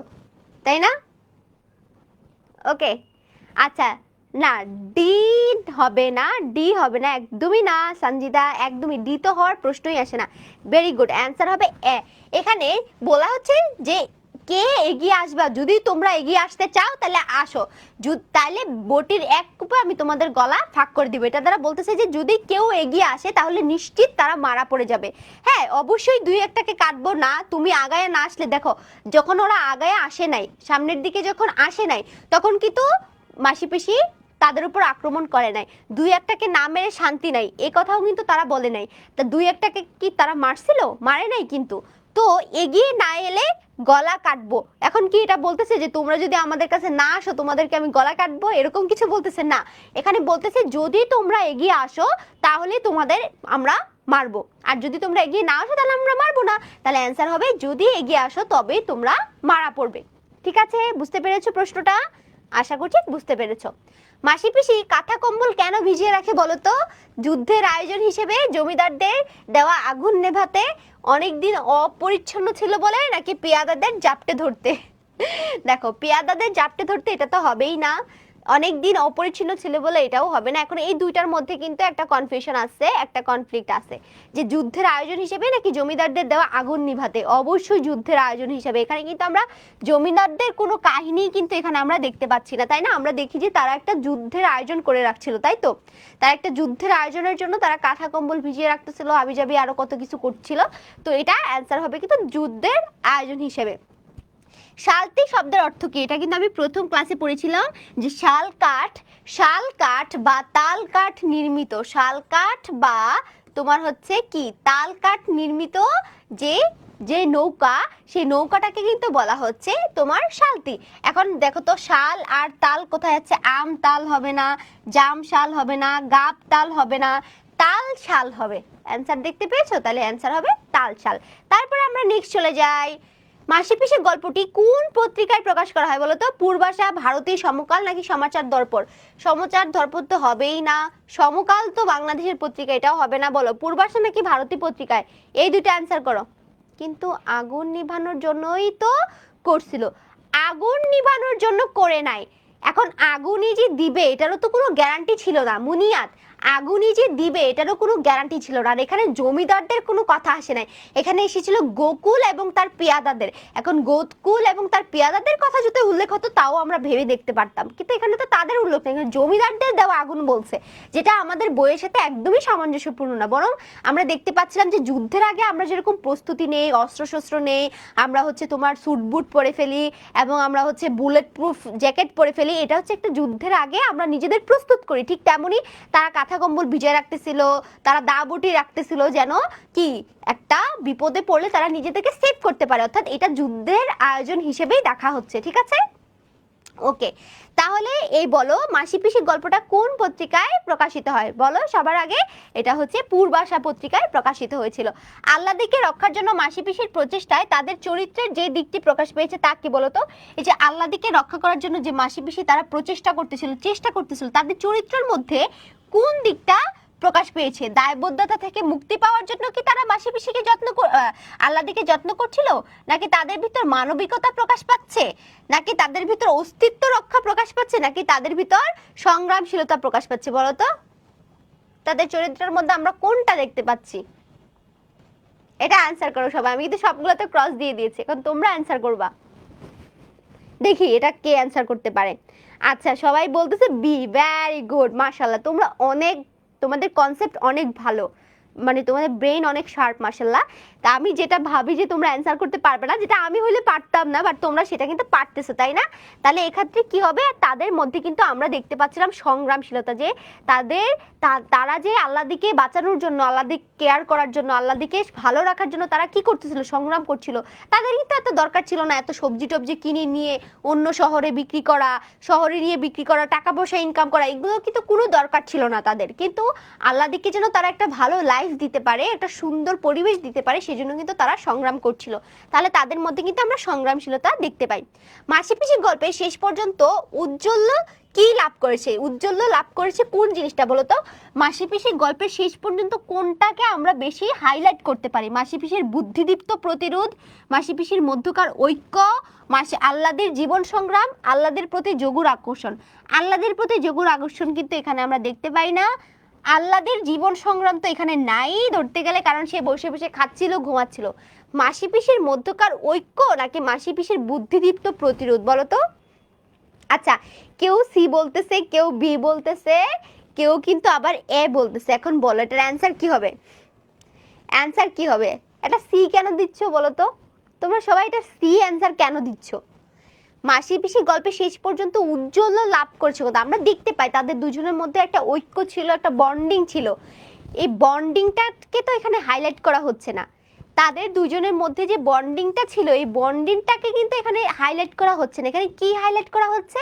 এখানে হাইলাইট করা হচ্ছে যে এই যে যুদ্ধের আগে যে পরবর্তীতে কিছু একটা হতে পারে সেটার চিন্তা ভাবনা করে তাদের কাঁথা কম্বল ভিজিয়ে রাখা, তাদের হচ্ছে তোমার দা বটি এনে রাখা, তাদের রাতে সজাগ থাকা, এগুলোর মধ্যে আমরা তাদের কিন্তু বুদ্ধিদীপ্ত যে প্রতিরোধ, যেই কোনো প্রতিকূল অবস্থা থেকে উত্তরণের জন্য তাদের যে বুদ্ধিদীপ্ত প্রতিরোধ, সেটাই কিন্তু আমরা এখানে ম্যাম ওনারা এক হয়ে কাজ করছে।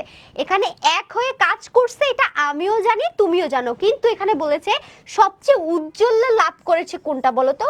এই পুরো গল্পে কোন জিনিসটা তোমার কাছে সবচেয়ে বেশি ভালো লেগেছে? তুমি নিজেই বলো না, তুমি নিজেই নিজেকে প্রশ্ন করো যে এই পুরো গল্পতে তোমার কোন জিনিসটা ভালো লেগেছে? এই যে তারা দুজন মিলে যে তোমার বুদ্ধি করে যে প্রতিরোধ করা, বুদ্ধি করে যে তাদেরকে এই যে বলতেছে আচ্ছা আমি হাতটা ধুয়ে আসি, আমি জামাটা ছাড়াই আসি, এই কথা বলে ওরা গিয়ে যে দা পটি নিয়ে আসলো, ওরা আগুন নিভানোর জন্য কি করতেছিল, ওরা কাঁথা কম্বল ভিজিয়ে রাখলো, এই সব কিছুর জন্য কিন্তু আমরা তাদের যে বুদ্ধিদীপ্ত যে প্রতিরোধটা, এটাই হচ্ছে পুরো গল্পে উজ্জ্বল হাইলাইট করা হয়েছে এই বিষয়টা। ঠিক আছে, ওকে। সঞ্জিদা বলো বলো কি বলতে চাও? সঞ্জিদা কিছু একটা বলতে চাচ্ছে। সঞ্জিদা বলে ফেলো, বলে ফেলো। যেই কোনো প্রশ্ন থাকলে আমাকে কিন্তু করতে পারবা, ঠিক আছে? কোনো প্যারা নাই, এগুলা নিয়ে কোনো প্যারা নাই। অ্যান্সার করো, যদি কোনো প্রশ্ন থাকে অবশ্যই করবা আমাকে, ঠিক আছে?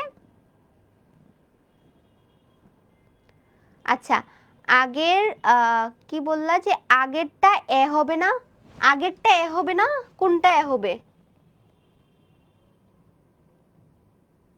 কোনটা আগেরটা এ হবে না বলতে কোনটা? সঞ্জিদা, সঞ্জিদা বলো আগেরটা বলতে কোনটাকে বোঝাচ্ছ? এটা সংগ্রামশীলতা, এটা এটা এটার কথা বলতেছো? দেখো এটা কিভাবে এক হয়, দাঁড়াও আমি তোমাকে আবার বুঝিয়ে দিচ্ছি, কোনো প্যারা নাই সঞ্জিদা, এই যে এখনই বুঝিয়ে দিব, ক্লিয়ার করে দিচ্ছি। দেখো এই যে আগেরটার কথা বলছো তা, এটা বলছো না? হ্যাঁ দেখো, আল্লাদিকে রক্ষার জন্য মাসি পিসির প্রচেষ্টার মধ্যে তাদের চরিত্রে কিন্তু আমরা একটা সংগ্রামশীলতা দেখতে পাই। দায়বদ্ধতা থেকে মুক্তি মানে কি জানো? যেমন ধরো দায়বদ্ধতা থেকে মুক্তি আমি কি করি, ধরো আমার কাছে আমার ভাগ্নি এসে থাকতেছে, ধরো আমার দুইটা ভাগিনা, এখন আমার দুইটা ভাগিনা তাদেরকে কি করতেছে, আমার বোনরা হয়তো কোথাও একটা চলে গেছে, তার জন্য এখন ওদেরকে আমার কাছে কি আমানত হিসেবে দিয়ে গেছে। এখন আমি কি করলাম, ওরা এত এত দুষ্টামি করতেছে, আমি একদম বিরক্ত হয়ে গেছি। এখন আমি কি করলাম, যে তোমাদের ছেলে মেয়েকে তোমরা নিয়ে যাও, আমি আর পারবো না। এই যে ধরো নিজের দায়বদ্ধতা থেকে আমি মুক্তি ঘোষণা করলাম। কিন্তু এখানে মাসি পিসিকে আমরা কোনোভাবে দেখতে পেয়েছি যে মাসি পিসি আল্লাদিকে তার জামাই বাড়িতে দিয়ে দিতে চাচ্ছে, বা আল্লাদিকে তারা বাড়ি থেকে বের করে দিতে চাচ্ছে, এরকম কিছু কি আমরা দেখতে চেয়েছিলাম?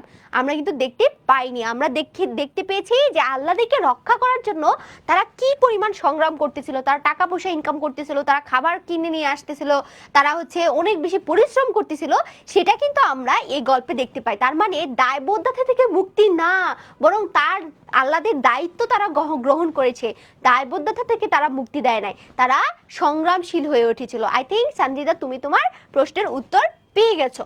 তারপরে দেখো মাসি পিসির গল্পে শেষ পর্যন্ত উজ্জ্বল লাভ করেছে কোনটা? মাসি পিসির বুদ্ধিদীপ্ত প্রতিরোধ। ঠিক আছে, ওকে, এটাও বোঝা হয়ে গেছে। এখন বলো, দারোগা বাবু এসে বসে আছেন বাবুর সাথে, মাসি পিসির গল্পের এই বাক্যে কি প্রকাশ পাচ্ছে বলো তো?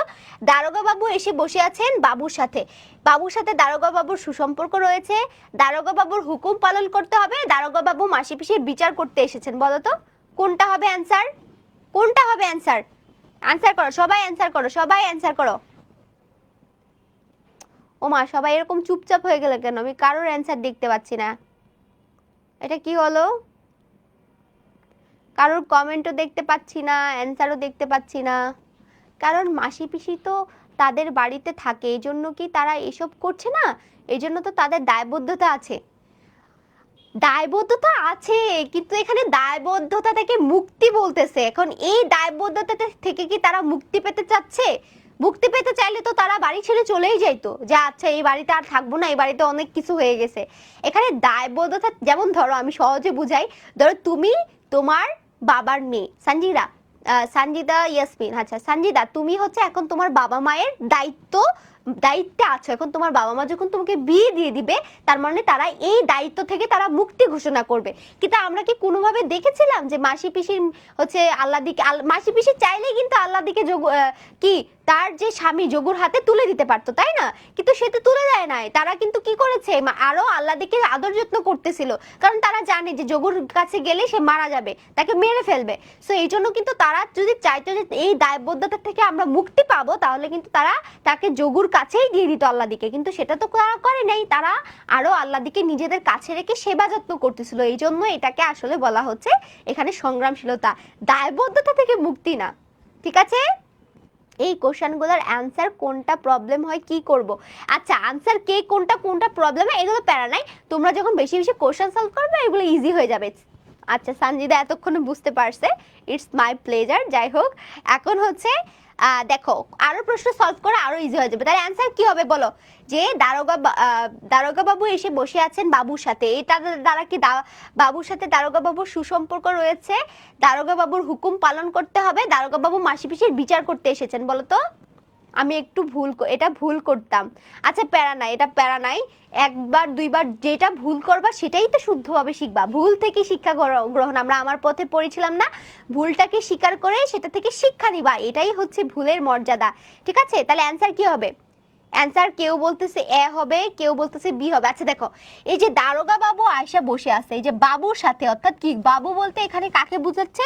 গোকুলের সাথে। গোকুলের সাথে কিন্তু কার মিল আছে? দারোগা বাবুর একটা সুসম্পর্ক আছে, এই জন্য সে এসে আসলে বসে আছে। দারোগা বাবুর হুকুম অবশ্যই পালন করতে হবে, কারণ যেহেতু তিনি এসে বসে আছেন অবশ্যই তাদেরকে হুকুম পালন করতে হবে। তারপরে দারোগা বাবু মাসি পিসির বিচার করতে আসছেন। এই যে মাসি পিসি তার আগে গোকুলের সাথে বাজারের তোলা নিয়ে ঝগড়া করে আসছিল না, এখন মাসি পিসির বিরুদ্ধে গোকুল দারোগা বাবুর কাছে বিচার দিছে। এখন দারোগা বাবু আসছে কিন্তু মাসি পিসির বিচার করার জন্য। তাহলে অ্যান্সার কি হবে বলো? তাহলে অ্যান্সার কি হবে বলো, সবাই অ্যান্সার করো, অ্যান্সার কি হবে? নিউ গদ্যপদ্য কবে পড়বো আপু? নিউ গদ্যপদ্য আমাদের সংক্ষিপ্ত সিলেবাসে যে টপিকগুলো আছে এগুলোকে শেষ করে দিচ্ছি, এগুলো শেষ করে আমরা নতুন টপিকে চলে যাব, ঠিক আছে? আমরা যেভাবে সিরিয়াল মেনটেন করে আগে যাচ্ছি সেগুলো আমরা অ্যান্সার করব, ঠিক আছে? তাহলে অ্যান্সার কি হবে? অ্যান্সার হবে 1 2 এবং 3। এখানে সবগুলোই অ্যান্সার হবে। এগুলো প্রথম প্রথম একটু কনফিউজিং লাগবে, অপরিচিত গল্পেও কিন্তু আমাদের কিছু জিনিস কনফিউজিং লেগেছে, তারপরে এটাতেও কিছু জিনিস কনফিউজিং, আরও অনেক কনফিউজিং কবিতা আছে, গল্প আছে, এগুলো কনফিউজ লাগবে। বাট তুমি যত বেশি বেশি প্র্যাকটিস করবা, যত বেশি বেশি সলভ করবা, পরীক্ষার আগে পড়বে, দেখবা ক্লিয়ার হয়ে যাবে ব্যাপারগুলো, এত প্যারা নেওয়ার কিছু নাই, ঠিক আছে? আচ্ছা, তারপরে নেক্সট আমরা চলে যাই, যেই শক্তির দ্বারা মাসি পিসি আল্লাদিকে প্রতিকূল পরিবেশ থেকে বাঁচাতে সক্ষম হয়েছিল। এটা রাজশাহী বোর্ড 2016-তে আসা প্রশ্ন। যেই শক্তি দ্বারা আসলে মাসি পিসি আল্লাদিকে প্রতিকূল খারাপ পরিস্থিতি থেকে রক্ষা করতে পেরেছিল, তাদের সাহস, তাদের ঐক্য, নাকি তাদের গায়ের জোর? বলো তো কোনটার কারণে? ভেরি কনফিউজ আসলেই। Interesting, very interesting. তাহলে এটা অ্যান্সার হবে, অ্যান্সার কি হবে বলো তো? অ্যান্সার হবে কি? সি, ভেরি গুড, সি হবে অ্যান্সার। যে তাদের সাহস এবং তাদের ঐক্য, কিন্তু তাদের গায়ের জোরে কিন্তু আমরা দেখি নাই, তাই না? গায়ের জোর যদি থাকতো তাহলে কিন্তু তারা চিল্লাচিল্লি করতো না। তারপর দেখো, তারাপুর গ্রামের মেয়ে রাবেয়া শ্বশুরবাড়ির নির্যাতন সইতে না পারে ফুপু সলিমা বেগমের কাছে, তাই সে পালিয়ে চলে আসে। গ্রামের মাতব্বর নারী লোভী জয়নালের কুদৃষ্টি পড়ে রাবেয়ার উপর, কিন্তু সলিমা বেগম জননী সাহসিকা, তিনি দৃঢ়প্রত্যয়ী এবং মা পাখির মতো আগলে রাখেন অনাথ ভাইজি রাবেয়াকে। তার মানে রাবেয়ার সাথে আমরা কার মিল দেখতে পাচ্ছি? রাবেয়ার সাথে আমরা কার মিল দেখতে পাচ্ছি বলো বাচ্চারা? রাবেয়ার সাথে আমরা কার মিল দেখতে পাচ্ছি? আল্লাদির দেখতে পাচ্ছি। এবং এই যে রাবেয়া বেগম এবং এবং হচ্ছে তার যে আগলে রাখেন অনাথ ভাইজি রাবেয়াকে। আচ্ছা, এই যে সলিমা বেগম, এই সলিমা বেগমের সাথে আমরা কাদের মিল পাচ্ছি? আমরা মিল পাচ্ছি মাসি এবং আমাদের পিসির মিল পাচ্ছি, তাই না? আচ্ছা, এবং তার যে জামাই জয়নাল, এই জয়নালের সাথে আমরা কার মিল পাচ্ছি? যোগুর মিল পাচ্ছি, তাই না? আচ্ছা, তাহলে দেখো এখন প্রশ্নগুলো আমরা একটু দেখি। সলিমা বেগম মাসি পিসি গল্পের কোন চরিত্রের প্রতিনিধিত্ব করে? সলিমা বেগম কার প্রতিনিধিত্ব করে বাচ্চারা? মাসি পিসির প্রতিনিধিত্ব করে। দেখছো কত ইজি প্রশ্নগুলা? যেরকম কনফিউজিং প্রশ্ন আছে, যেরকম ইজি ইজি প্রশ্ন কিন্তু আছে। দেখো, সলিমা বেগম এখানে কিন্তু শুধু পিসিকে না, এখানে মাসি পিসি দুইজনকে বলতে হবে, মাসি পিসি বলতে হবে। এখানে কিন্তু একজন ব্যক্তির কথা বলা আছে, কিন্তু এখানে আমরা দেখতে পাচ্ছি পুরো গল্পে মাসি এবং পিসি যে ভূমিকাটা পালন করেছে, সে একাই কিন্তু সেই ভূমিকাটা পালন করছে। তার মানে এখানে উত্তর কিন্তু শুধু পিসি বা শুধু মাসি হবে না, এখানে মাসি পিসি অ্যান্সার হবে, ঠিক আছে? আপু শুধু পিসি হবে না, কেন পিসি হবে? তাহলে মাসি কই গেল?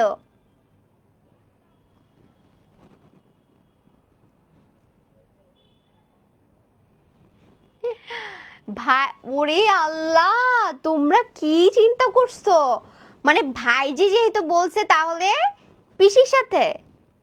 No no guys guys guys guys, just relax and আমি তোমাদের পুরো ব্যাপারটা বুঝাই দিচ্ছি। দেখো এখানে, ও আচ্ছা, ও ফুপুর কাছে চলে আসছে, এই জন্য তুমি পিসির সাথে তুলনা করতেছো যে? এখানে তো শুধু ফুপির কথা বলছে। আচ্ছা দেখো,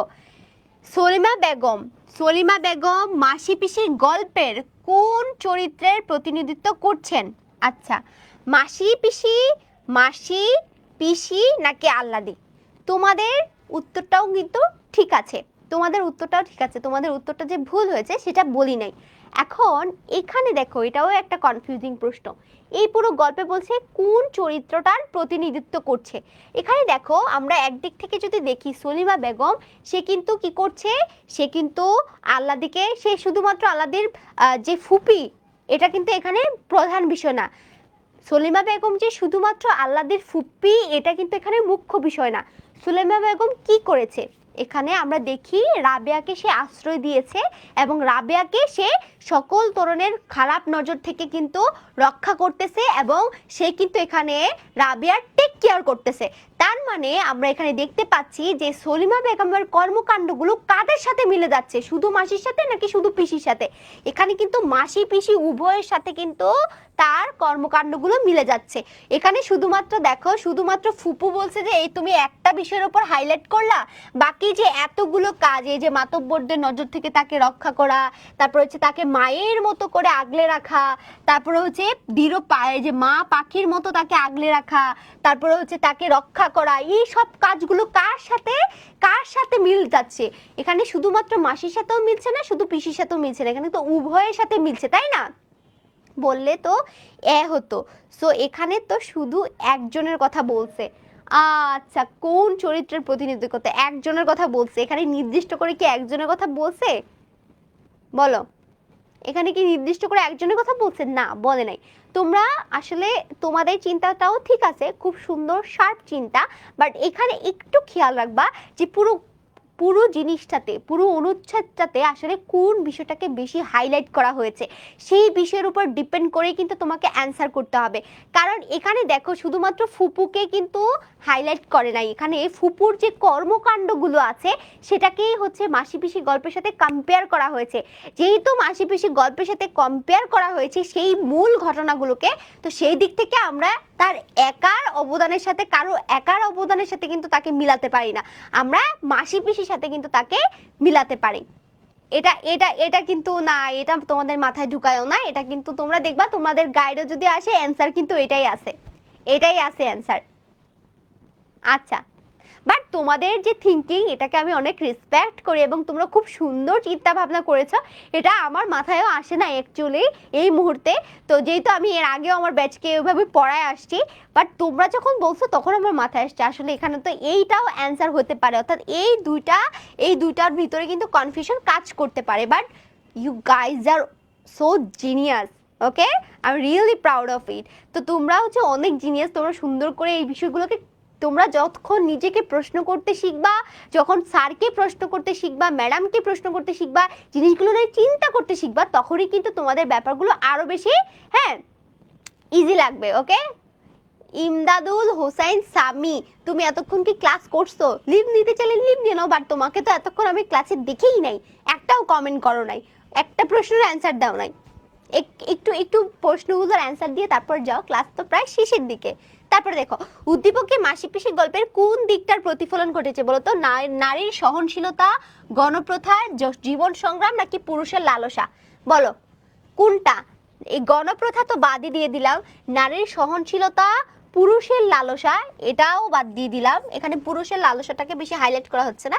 এই দুইটা বিষয়ের মধ্যে বলো কোন বিষয়টাকে তোমার বেশি, কোন বিষয়ের দিকটা এখানে প্রতিফলিত হচ্ছে? নারীর সহনশীলতা, সহনশীলতা মানে হচ্ছে নারীরা হচ্ছে যে সবকিছু চুপচাপ মেনে নেয়, এখানে কি আমরা দেখতে পাচ্ছি নারীরা চুপচাপ মেনে নিচ্ছে? না, মাসি পিসিও সংগ্রাম করেছে, উদ্দীপকে কিন্তু সেলিনা বেগমও কিন্তু সংগ্রাম করেছে। তাহলে অ্যান্সার হবে তাদের জীবন সংগ্রাম, তাদের দুজনের যে জীবন সংগ্রাম, তাদের উভয় চরিত্রের যে জীবন সংগ্রাম, সেটাই কিন্তু এখানে সবচেয়ে বেশি ফুটে উঠেছে, তাই না? বলো।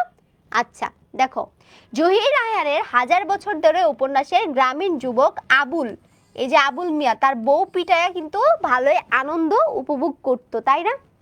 1000 বছর ধরে কারা কারা দেখছো একটু হাত তোলো তো, যদিও তোমরা এখনো ছোট, বাট তোমরা হয়তো কয়েকদিন পরে তোমরা যখন এইচএসসি দিবা একটু সময় পাবা, অ্যান্ড হচ্ছে ভার্সিটিতে উঠলে তো হিউজ টাইম পাওয়া যায়। আমি আমার ভার্সিটিতে উঠার পর এত মুভি দেখছি, আমি আমার জীবনে এত মুভি দেখি নাই, প্রচুর মুভি দেখছি, বাট এখন আবার দেখা হয় না। তো আচ্ছা, এই 1000 বছর ধরে কিন্তু সুন্দর আছে। এই বুইড়া বেটার কিন্তু ওই যে এটিএম শামসুর বউ থাকে, আসলে যে নায়িকা থাকে আর কি, ছোট, তো হচ্ছে এই 1000 বছর ধরে উপন্যাসের ভিতরে এই আবুল মিয়া নামে একজন ব্যক্তি ছিল যে তার বউরে পিটায় অনেক আনন্দ পাইতো। তো উদ্দীপকের এই আবুলের সাথে আমরা কার মিল দেখতে পাচ্ছি? যে আমাদের মাসি পিসি গল্পে কে তার বউকে পিটাইতো? কৈলেশ পিটাইতো, বুড়ো রহমান পিটাইতো, গোকুল পিটাইতো, নাকি যোগু পিটাইতো? বলতো, আমরা দেখি যে এখানে যোগু পিটাইতো তার বউকে। কাকে? আল্লাহ দিকে। যোগুর বউ কে ছিল? যোগু কাকে পিটাইতো বলো? যোগু কিন্তু আল্লাহ দিকে পিটাইতো। কাকে পিটাইতো? আল্লাহ দিকে পিটাইতো, তাই না? আচ্ছা, তারপর নেক্সট চলে যাই। মাসি পিসি গল্পে উক্ত চরিত্রের সাথে উদ্দীপকের আবুলের সাদৃশ্য কোথায়? তারা স্ত্রীর প্রতি নিষ্ঠুর আচরণ করে, স্ত্রীর প্রতি অবজ্ঞা দেখায়, স্ত্রীর প্রতি নির্যাতন করে, স্ত্রীর প্রতি কর্তৃত্ব পরায়ণতার দিক থেকে। কোনটা হবে এটার অ্যান্সার? Very good. স্ত্রীর প্রতি যে নির্যাতনটা, সেই দিক থেকে কিন্তু আমরা উভয়ের মধ্যে একটা কি দেখতে পাচ্ছি বলতো? উভয়ের মধ্যে একটা মিল দেখতে পাচ্ছি, তাই না? এটা তোমরা তো বুঝতে পারছো, এটা ইজি, এটার ব্যাখ্যা করার দরকার নাই। বাংলাদেশের অনেক পরিবার যৌতুকের জন্য পুত্রবধূকে নির্যাতন করে। এমনই নির্যাতনের শিকার হয়েছে মমতা। মমতা তার স্বামী ও স্বামীর পরিবারের সকলকে বোঝানোর চেষ্টা করে, কিন্তু স্বামীর পরিবারের লোকজন তো দূরের কথা, তার স্বামী তাকে কিছু বুঝতে চায় না। তাই মমতা বাধ্য হয়ে স্বামী সংসার ত্যাগ করে সরকারি প্রাথমিক বিদ্যালয়ে শিক্ষক হিসেবে চাকরি নেয় আর কি। তার মানে আমরা বুঝতে পারছি মমতা তোমার পঠিত কোন চরিত্রের প্রতিনিধিত্ব করতেছে? মাসিকে, পিসিকে, কল্যাণীকে নাকি আল্লাদিকে? বলো, এটা তোমরা বুদ্ধি করে অ্যান্সার দাও। আমি জানি এটা তোমাদের জন্য খুব সহজ একটা অ্যান্সার, এটা তোমরা এমনি পারবা, তাই না? অ্যান্সার দাও। শিয়াব, নাফিস, মুনিয়াত, রাবিয়া, হাসান। এই তোমরা কিন্তু জুম লাইভে থাকবা, তোমরা যারা রেগুলার ক্লাস করো তোমাদের সাথে কিন্তু আমি স্পেশালি কথা বলবো, ঠিক আছে? ফাতেমা, তারপর হচ্ছে তাহের, মুনিয়াত, রাবিয়া, তোমরা সবাই কিন্তু থাকবা, হাসান, ঠিক আছে?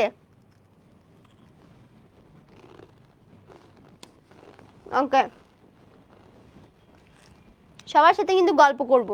আমি জানি লাইভে এত বেশি মানুষ হবে না, তো বেশি না হলে আমাদের জন্য সবচেয়ে বেশি ভালো, কারণ বেশি হলে বেশি কথা বলতে হবে, দেখা যাবে তোমাদের সাথে কম কথা বলবো। একদম এই মাসের শেষে ইনশাল্লাহ, এই মাসের শেষেই আমরা লাইভটা নিয়ে নিব, ঠিক আছে? আচ্ছা, তো উদ্দীপকের মমতার সাথে কার মিল আছে বলো তো? কার মিল আছে? আল্লাদির মিল আছে। Very good. এই আল্লাদির একটা কারণ, এটা কোন দিক থেকে মিল আছে? কারণ তারা উভয়ই কি বলতো, তাদের উভয়ই কিন্তু স্বামীর দ্বারা নির্যাতিত, উভয়ই নির্যাতিত।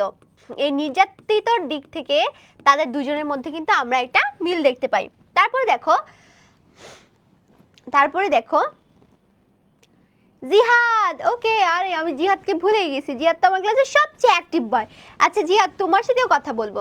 প্রতিনিধিত্বের কারণটা কি বলতো? এই যে উভয় কেন তারা দুজন দুজনকে প্রতিনিধিত্ব করছে, অর্থাৎ মমতা এবং আলাদি কেন তারা দুজন দুজনকে প্রতিনিধিত্ব করছে? তার মানে তাদের দুজনের মধ্যে মিল কোনগুলো? তাদের ভিতর প্রতিবাদী মানসিকতা আছে, ছিল। আমরা কিন্তু দেখি মমতার মধ্যে একটা প্রতিবাদী মানসিকতা আছে, কিন্তু আল্লাদির মধ্যে কি ছিল বলতো? আল্লাদির মধ্যে কি কোনো প্রতিবাদের মন মানসিকতা কি আল্লাদের ভিতরে ছিল? তাহলে তো জামাইয়ের মার খেয়ে সে বাপের বাড়ি চলে আসতো না। তার মানে এটা বাদ, তার কারণ এটা আমরা দুজনের মধ্যে দেখতে পাচ্ছি না। তাদের পেশাগত জীবন, বৈবাহিক অবস্থা, হাই হাই, একটাও তো মনে হচ্ছে অ্যান্সার না। প্রতিনিধিত্বের কারণ কি? প্রতিবাদী মানসিকতা, পেশাগত জীবন, বৈবাহিক অবস্থা। আমরা কিন্তু দেখতেছি যে তাদের বৈবাহিক অবস্থাটা কিন্তু ভালোই দেখতেছি, তাই না? বৈবাহিক অবস্থা কিন্তু খারাপ, এটা তো কনফিউশন আছে আসলে। এটা যদি আমরা দেখি, দেখো পেশাগত জীবনের দিক থেকে কিন্তু একদমই মিল নাই, কারণ আমরা দেখি আল্লাদি হচ্ছে এখানে গৃহিণী, আল্লাদি হচ্ছে এখানে কিন্তু গৃহিণী, এবং মমতা হচ্ছে কিন্তু একজন চাকরিজীবী, একজন শিক্ষিকা, তাই না? তার মানে তাদের মধ্যে কিন্তু আমরা কি দেখতে পাই না? তাদের মধ্যে কিন্তু আমরা কি পেশাগত কোনো দিক থেকে তাদের মধ্যে মিল দেখতে পাই না। কিন্তু বৈবাহিক অবস্থা, তো তারা দুজনে বিবাহিত ছিল আর তারা দুজনে তাদের স্বামী দ্বারা নির্যাতিত ছিল, এটা অ্যান্সার ঠিক আছে, এটা একদম পারফেক্ট। কিন্তু প্রতিবাদী মানসিকতার দিক থেকে আমরা তো দেখি না, আমরা শুধুমাত্র মমতার মধ্যেই প্রতিবাদী মানসিকতা দেখতে পাচ্ছি, কিন্তু কিন্তু আমরা আল্লাদির মধ্যে কিন্তু কোনো ধরনের প্রতিবাদী মানসিকতা পাই না। তবে মাসি পিসির গল্পে মাসি পিসির মধ্যে আমরা কি প্রতিবাদী মানসিকতা দেখতে পেয়েছিলাম, তাই না? তার মানে সেদিক থেকে যদি আমরা চিন্তা করি যে প্রতিবাদী মানসিকতা এবং বৈবাহিক অবস্থা এই দুই দিক থেকে আসলে মিল আছে, তাহলে যেহেতু এটা এক্সাক্ট আনসার, বাট এটা নাই, কিন্তু আমাদের এখানে তো আলাদা করে কোনো কিছু দেওয়া নাই, সেজন্য আমরা এটা বাদ দিয়ে বাকি দুইটা আনসার লিখে দিব, তাহলে হয়ে যাবে, ঠিক আছে? এটা তো কল্যাণী মনে হচ্ছে, আসলে তো এটা কল্যাণী মনে হচ্ছে না?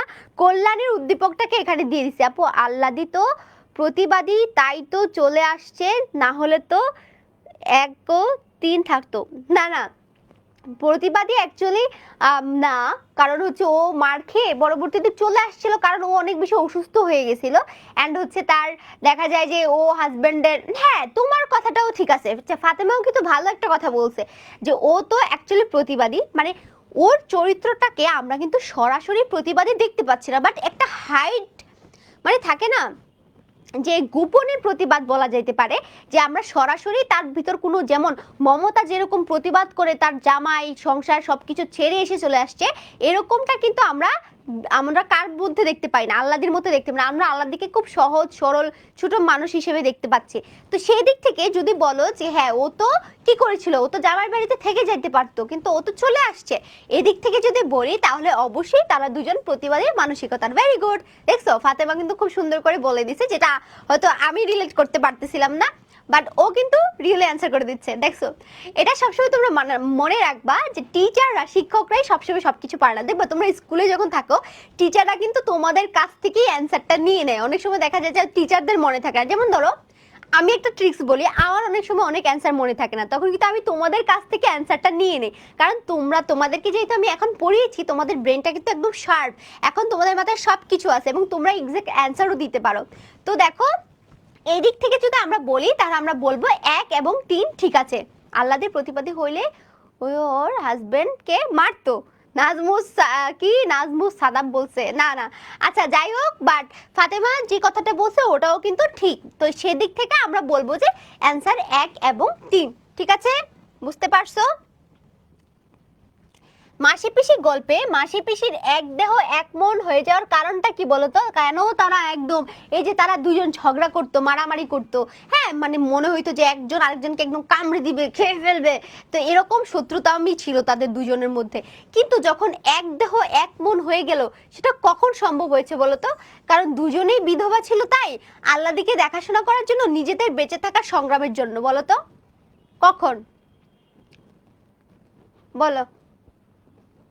এক দেহ এক প্রাণ হয়ে গিয়েছিল কেন?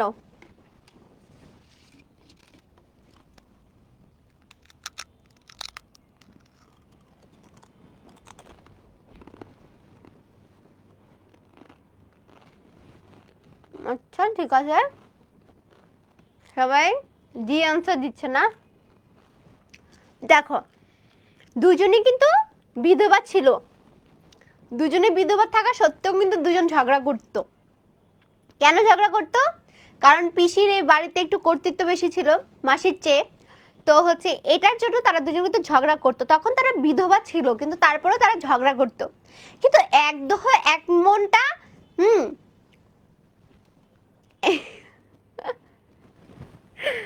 আচ্ছা আচ্ছা আর খাবো না, আমার আমার ভাগিনার চিপস আমি লুকায় লুকায় খাচ্ছি, ও আমাকে চিপস দেয় না, ওর খুব ফেভারিট, বাট ও ভুলে এই রুমে চিপস রেখে চলে গেছে, অ্যান্ড সেটা আমি পাইছি, এই জন্য একটু খাই ফেলছি। বলতো না আবার ওকে, আচ্ছা ওকে তো তোমরা পাবাই না।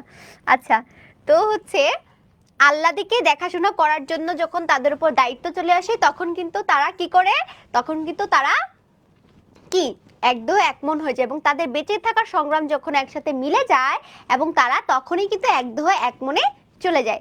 ঠিক আছে, আচ্ছা এই হচ্ছে 2 এবং 3 অ্যান্সার হবে। ওকে, কনফিউজিং কনফিউজিং, অনেক বেশি কনফিউজিং বাট ইজি। বাবারে শেষ হয় না কেন, এত প্রশ্ন কেন? ওরে বাবারে এত প্রশ্ন কেন? দেখছো এই টপিকটা কিন্তু অনেক প্রশ্ন আসছে। দেখো তারপরে দেখো, হঠাৎ দাওয়া থেকে ছুটে মুহূর্তে হালিমার চুলের গোছাটা ধাপ করে ধরলো আবুল, তারপর কোনো চিন্তা না করে সজোরে একটা লাথি বসিয়ে দিল ওর তোলপটের মধ্যে। ও মা গো বলে পেটটা চেপে ধরে মাটিতে বসে গেল হালিমা। হা কি করুণ দৃশ্য! এই যে যারা বউ পিটায় তাদেরটা দেখো। আচ্ছা তোমাদেরকে এই যে দিয়ে দিলাম, নাও নাও তোমরা সবাই চিপস খাও, এই যে তোমাদেরকে চিপস দিলাম। আমি হচ্ছে আমার ছোট ছোট বাচ্চাদেরকে কাচ্চি খাওয়াইছি গতকালকে, তো তোমাদেরকে ধরো চিপস দিলাম, এই যে নাও, যার যেটা লাগে চিপস নিয়ে নাও, এখানে চিপস দিছি তোমাদেরকে আমি, নাও কে খাবা খেয়ে নাও চিপস, নাও। এবার পেট ভরছে, এবার পেট ভরছে, চলো চলো চলো চলো। তারপরে দেখো উদ্দীপকের আচ্ছা, উদ্দীপকের আবুলের সঙ্গে মাসি পিসি গল্পের যে চরিত্রের সাদৃশ্য রয়েছে সেটা কিন্তু যোগুর সাথে, তাই না? সেটা কি হবে? সেটা কিন্তু যোগুর সাথে। তারপরে দেখো উদ্দীপকের সঙ্গে মাসি পিসি গল্পের যে দিকটি সঙ্গতিপূর্ণ, নারীর সংগ্রামী মনোভাব, সমাজের লিঙ্গ বৈষম্য, নারীর নির্যাতিত রূপ, শাশ্বত মাতৃত্বের মহিমা। শাশ্বত মাতৃত্বের মহিমা যদি মাসি পিসির কথা উল্লেখ থাকতো তাহলে আমরা বলতাম নারী সংগ্রামের মনোভাব, যদি মাসি পিসির কথা উল্লেখ থাকতো তাহলে আমরা বলতে পারতাম সমাজের লিঙ্গ বৈষম্য। এটাও আমরা কিন্তু দেখতে পাচ্ছি না, আমরা এখানে দেখতে পাচ্ছি একজন হাজবেন্ড কর্তৃক তার স্ত্রীকে নির্যাতন করা হচ্ছে, তাই না? এখন কি হইল তোমরা কি এখন দেখতে পাচ্ছ? তাহলে এখন এটার অ্যান্সার কি হবে? নারীর যে নির্যাতিত রূপ সেটা কিন্তু দেখতে পাচ্ছি। স্বামী পরিত্যক্তা, হতদরিদ্র, জয়গুণ, সূর্যদিগল বাড়িতে একা বসবাস করে। মানে স্বামী পরিত্যক্তা অর্থাৎ স্বামী তাকে ছেড়ে দিছে, সে হতদরিদ্র, জয়গুণ হচ্ছে সূর্যদিগল বাড়িতে একা বসবাস করে। উদ্দীপকের জয়গুণ মাসি পিসির গল্পে কার প্রতিনিধিত্ব করছে বলতো? এই যে তারা স্বামী হতে পরিত্যক্তা, মানে তাদের স্বামী নাই এবং সে হত দরিদ্র এবং সে একটা বাড়িতে বসবাস করতেছে। তার মানে এটা আমরা মাসি পিসি গল্পে কাদের মধ্যে এরকম বৈশিষ্ট্য, মানে কাদের মধ্যে আমরা এই জিনিসটা খুঁজে পাচ্ছি বলতো? এটা কিন্তু আমরা মাসি পিসির মধ্যে খুঁজে পাচ্ছি না। তারাও কিন্তু তাদের স্বামী ছিল না, তারা বিধবা ছিল এবং তারা কিন্তু কি আল্লাদিদের বাড়িতে থাকতো একসাথে এবং তারা একা একা থাকতো এবং দরিদ্র থাকতো, তো দারিদ্রতার মধ্যে থাকতো। তাহলে এক্ষেত্রে আমরা দেখি মাসি পিসির সাথে তাদের মিল আছে। রহিমা স্বামীর নির্যাতন সইতে না পারে বিধবা ফুপু রাহেলা বেগমের নিকট চলে। ওমা, এটা তো আমরা পড়ছি, এটা আবার কেন দিল? আচ্ছা, সেম প্রশ্ন বাট শুধুমাত্র অপশন চেঞ্জ আছে। সেম প্রশ্ন কিন্তু অপশন চেঞ্জ আছে। আচ্ছা, ওই যে রহিমা তার স্বামীর নির্যাতন সইতে না পারে তার ফুপুর বাড়িতে চলে আসছে, অ্যান্ড হচ্ছে ধীরপ্রত্যয়ী রাহেলা বেগম কিন্তু মা পাখির মতো তাকে আগলে রাখে অনাথ রহিমাকে। এখন উদ্দীপকের আমরা জানি যে এই রাহেলা বেগমের সাথে মাসি পিসি গল্পে দেখো উদ্দীপক সেম কিন্তু প্রশ্ন ভিন্ন। উদ্দীপকের রাহেলা বেগম মাসি পিসি গল্পে কার প্রতিনিধিত্ব করতেছে এটা আমরা জানি, এরা হচ্ছে সে হচ্ছে মাসি পিসিকে প্রতিনিধিত্ব করতেছে। কিন্তু উদ্দীপকে মাসি পিসি গল্পের কোন দিকটির প্রতিফলন ঘটেছে? পুরুষের লালসা, নারীর কঠোরতা, পণ প্রথা। এটা তো সেমই রয়ে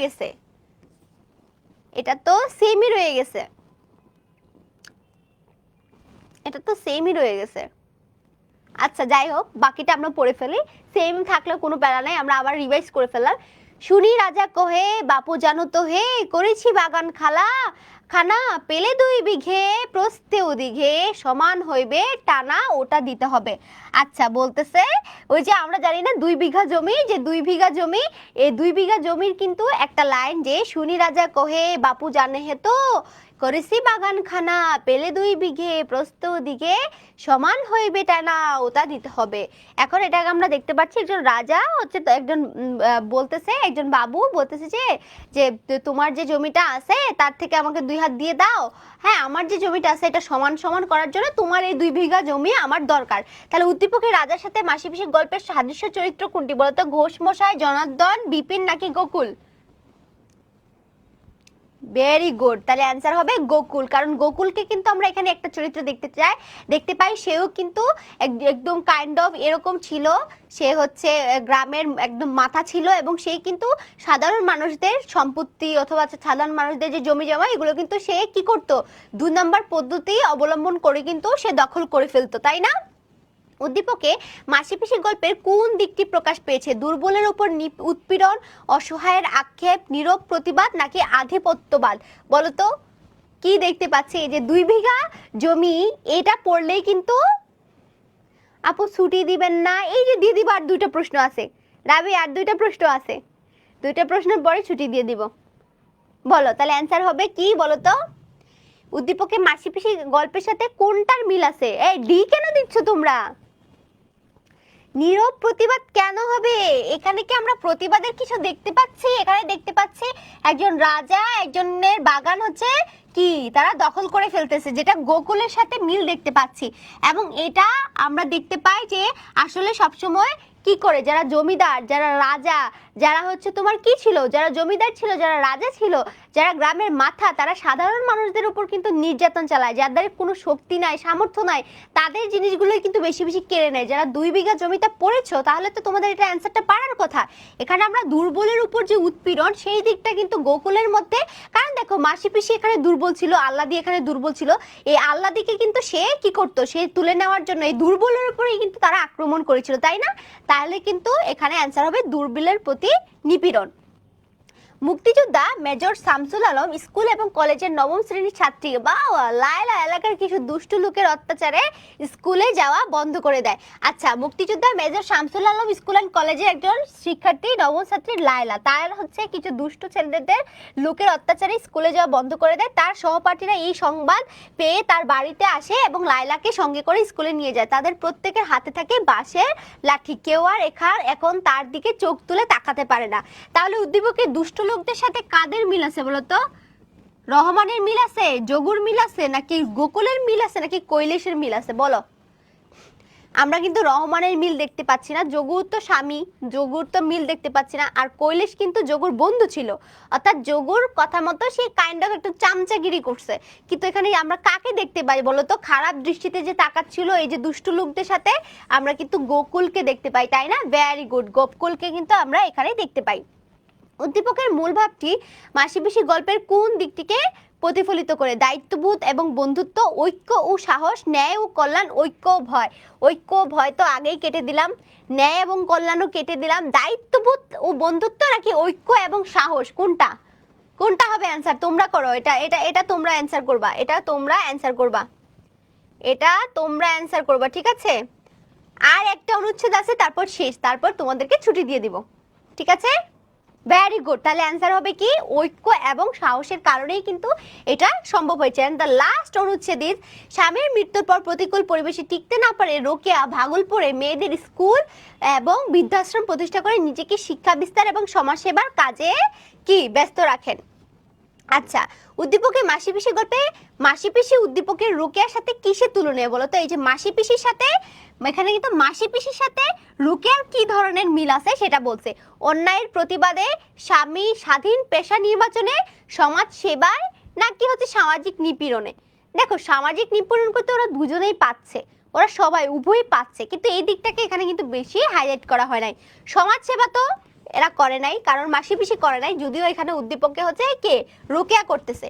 অন্যায়ের প্রতিবাদ, এখানে আমরা কোনো অন্যায়ের প্রতিবাদ দেখতে পাচ্ছি না অ্যাকচুয়ালি ওরকম ভাবে, কারণ সে হচ্ছে এখানে শিক্ষা মানে অন্যায়ের প্রতিবাদ তো সে করে নাই, কারণ সে নিজে একটা পেশা নির্বাচন করে নিয়েছে যেন তাকে আর কেউ কি তোমার আক্রমণাত্মক মানে প্রশ্ন না করতে পারে।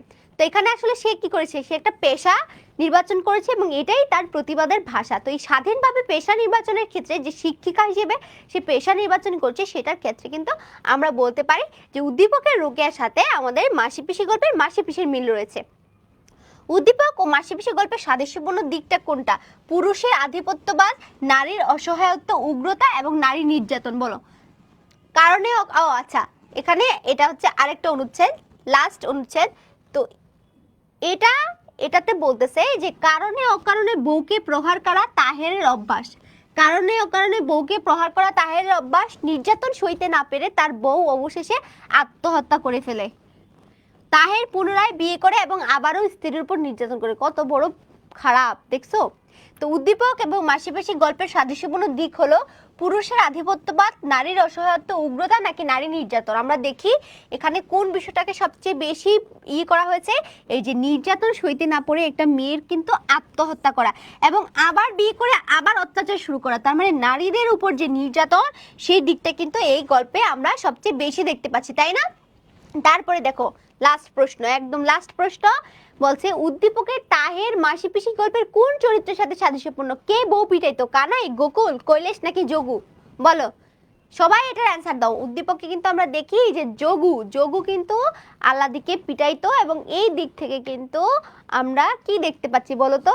এই দিক থেকে কিন্তু দেখো আমার ভাগিনার চিপস আমি চুরি করে খাচ্ছি, দেখছো আমি কত খারাপ খালামুনি। বলো তোমরা এরকম কারা কারা খারাপ খালামুনি দেখি তো, তোমাদেরকে একটু দেখি, আমি খারাপ খালামুনি গুলোকে একটু দেখতে চাই। আচ্ছা ঠিক আছে, আমি কিন্তু বউ পিটাবো না। আহা গো, এখন কি অ্যাডভার্টাইজমেন্ট দিচ্ছ? আমি বউ পিটাবো না, তোমরা যে যেখানে আসো চলে আসো আমার কাছে আমার বউ হওয়ার জন্য। শখ কত বেটার, লুঙ্গি পরতে পারিস ঠিক করে, বউ পিটাবো না। ভাত খাইতে পারিস এখনো ভালো করে? আগে ভাত খাওয়া শিখ, তারপরে বউ পিটাবি কি না পিটাবি সেটা জিজ্ঞেস করিস। আপু আপনাকে মেসেঞ্জারে নক দিচ্ছি, একটু রিপ্লাই দিন। আচ্ছা ঠিক আছে শিহাব, দিব নে। আপু কুশানে আমার নামে, আপু কুশান এ আমার নাম ই, বুঝি নাই। ওকে ঠিক আছে, তাহলে আবার ক্লাস কালকে ইনশাল্লাহ নেক্সট ক্লাসে তোমাদের সাথে দেখা হচ্ছে। কালকে হচ্ছে আমরা বাক্য প্রকরণের ক্লাসে দেখা হবে তোমাদের সাথে ইনশাল্লাহ। সবাই ভালো থাকো, সুস্থ থাকো, আল্লাহ হাফেজ। আর কারো কোনো প্রশ্ন থাকলে করতে পারো, যার প্রশ্ন আছে সে থেকে বাকিরা লিভ নিয়ে নিতে পারো, গিয়ে পড়াশোনা শুরু করে দাও। আপু এক্সাম কবে? এক্সাম কালকে। এবং গত 2 সপ্তাহ ধরে আমি যে যে টপিকগুলো পড়িয়েছি, এবং এটাও কিন্তু থাকবে মাসি পিসি, গত 2 সপ্তাহে যে যে টপিক পড়েছি তার উপর পরীক্ষা হবে, ঠিক আছে? আল্লাহ হাফেজ। কারো কোনো কোশ্চেন 2 মিনিট টাইম দিলাম, কোশ্চেন করতে পারো।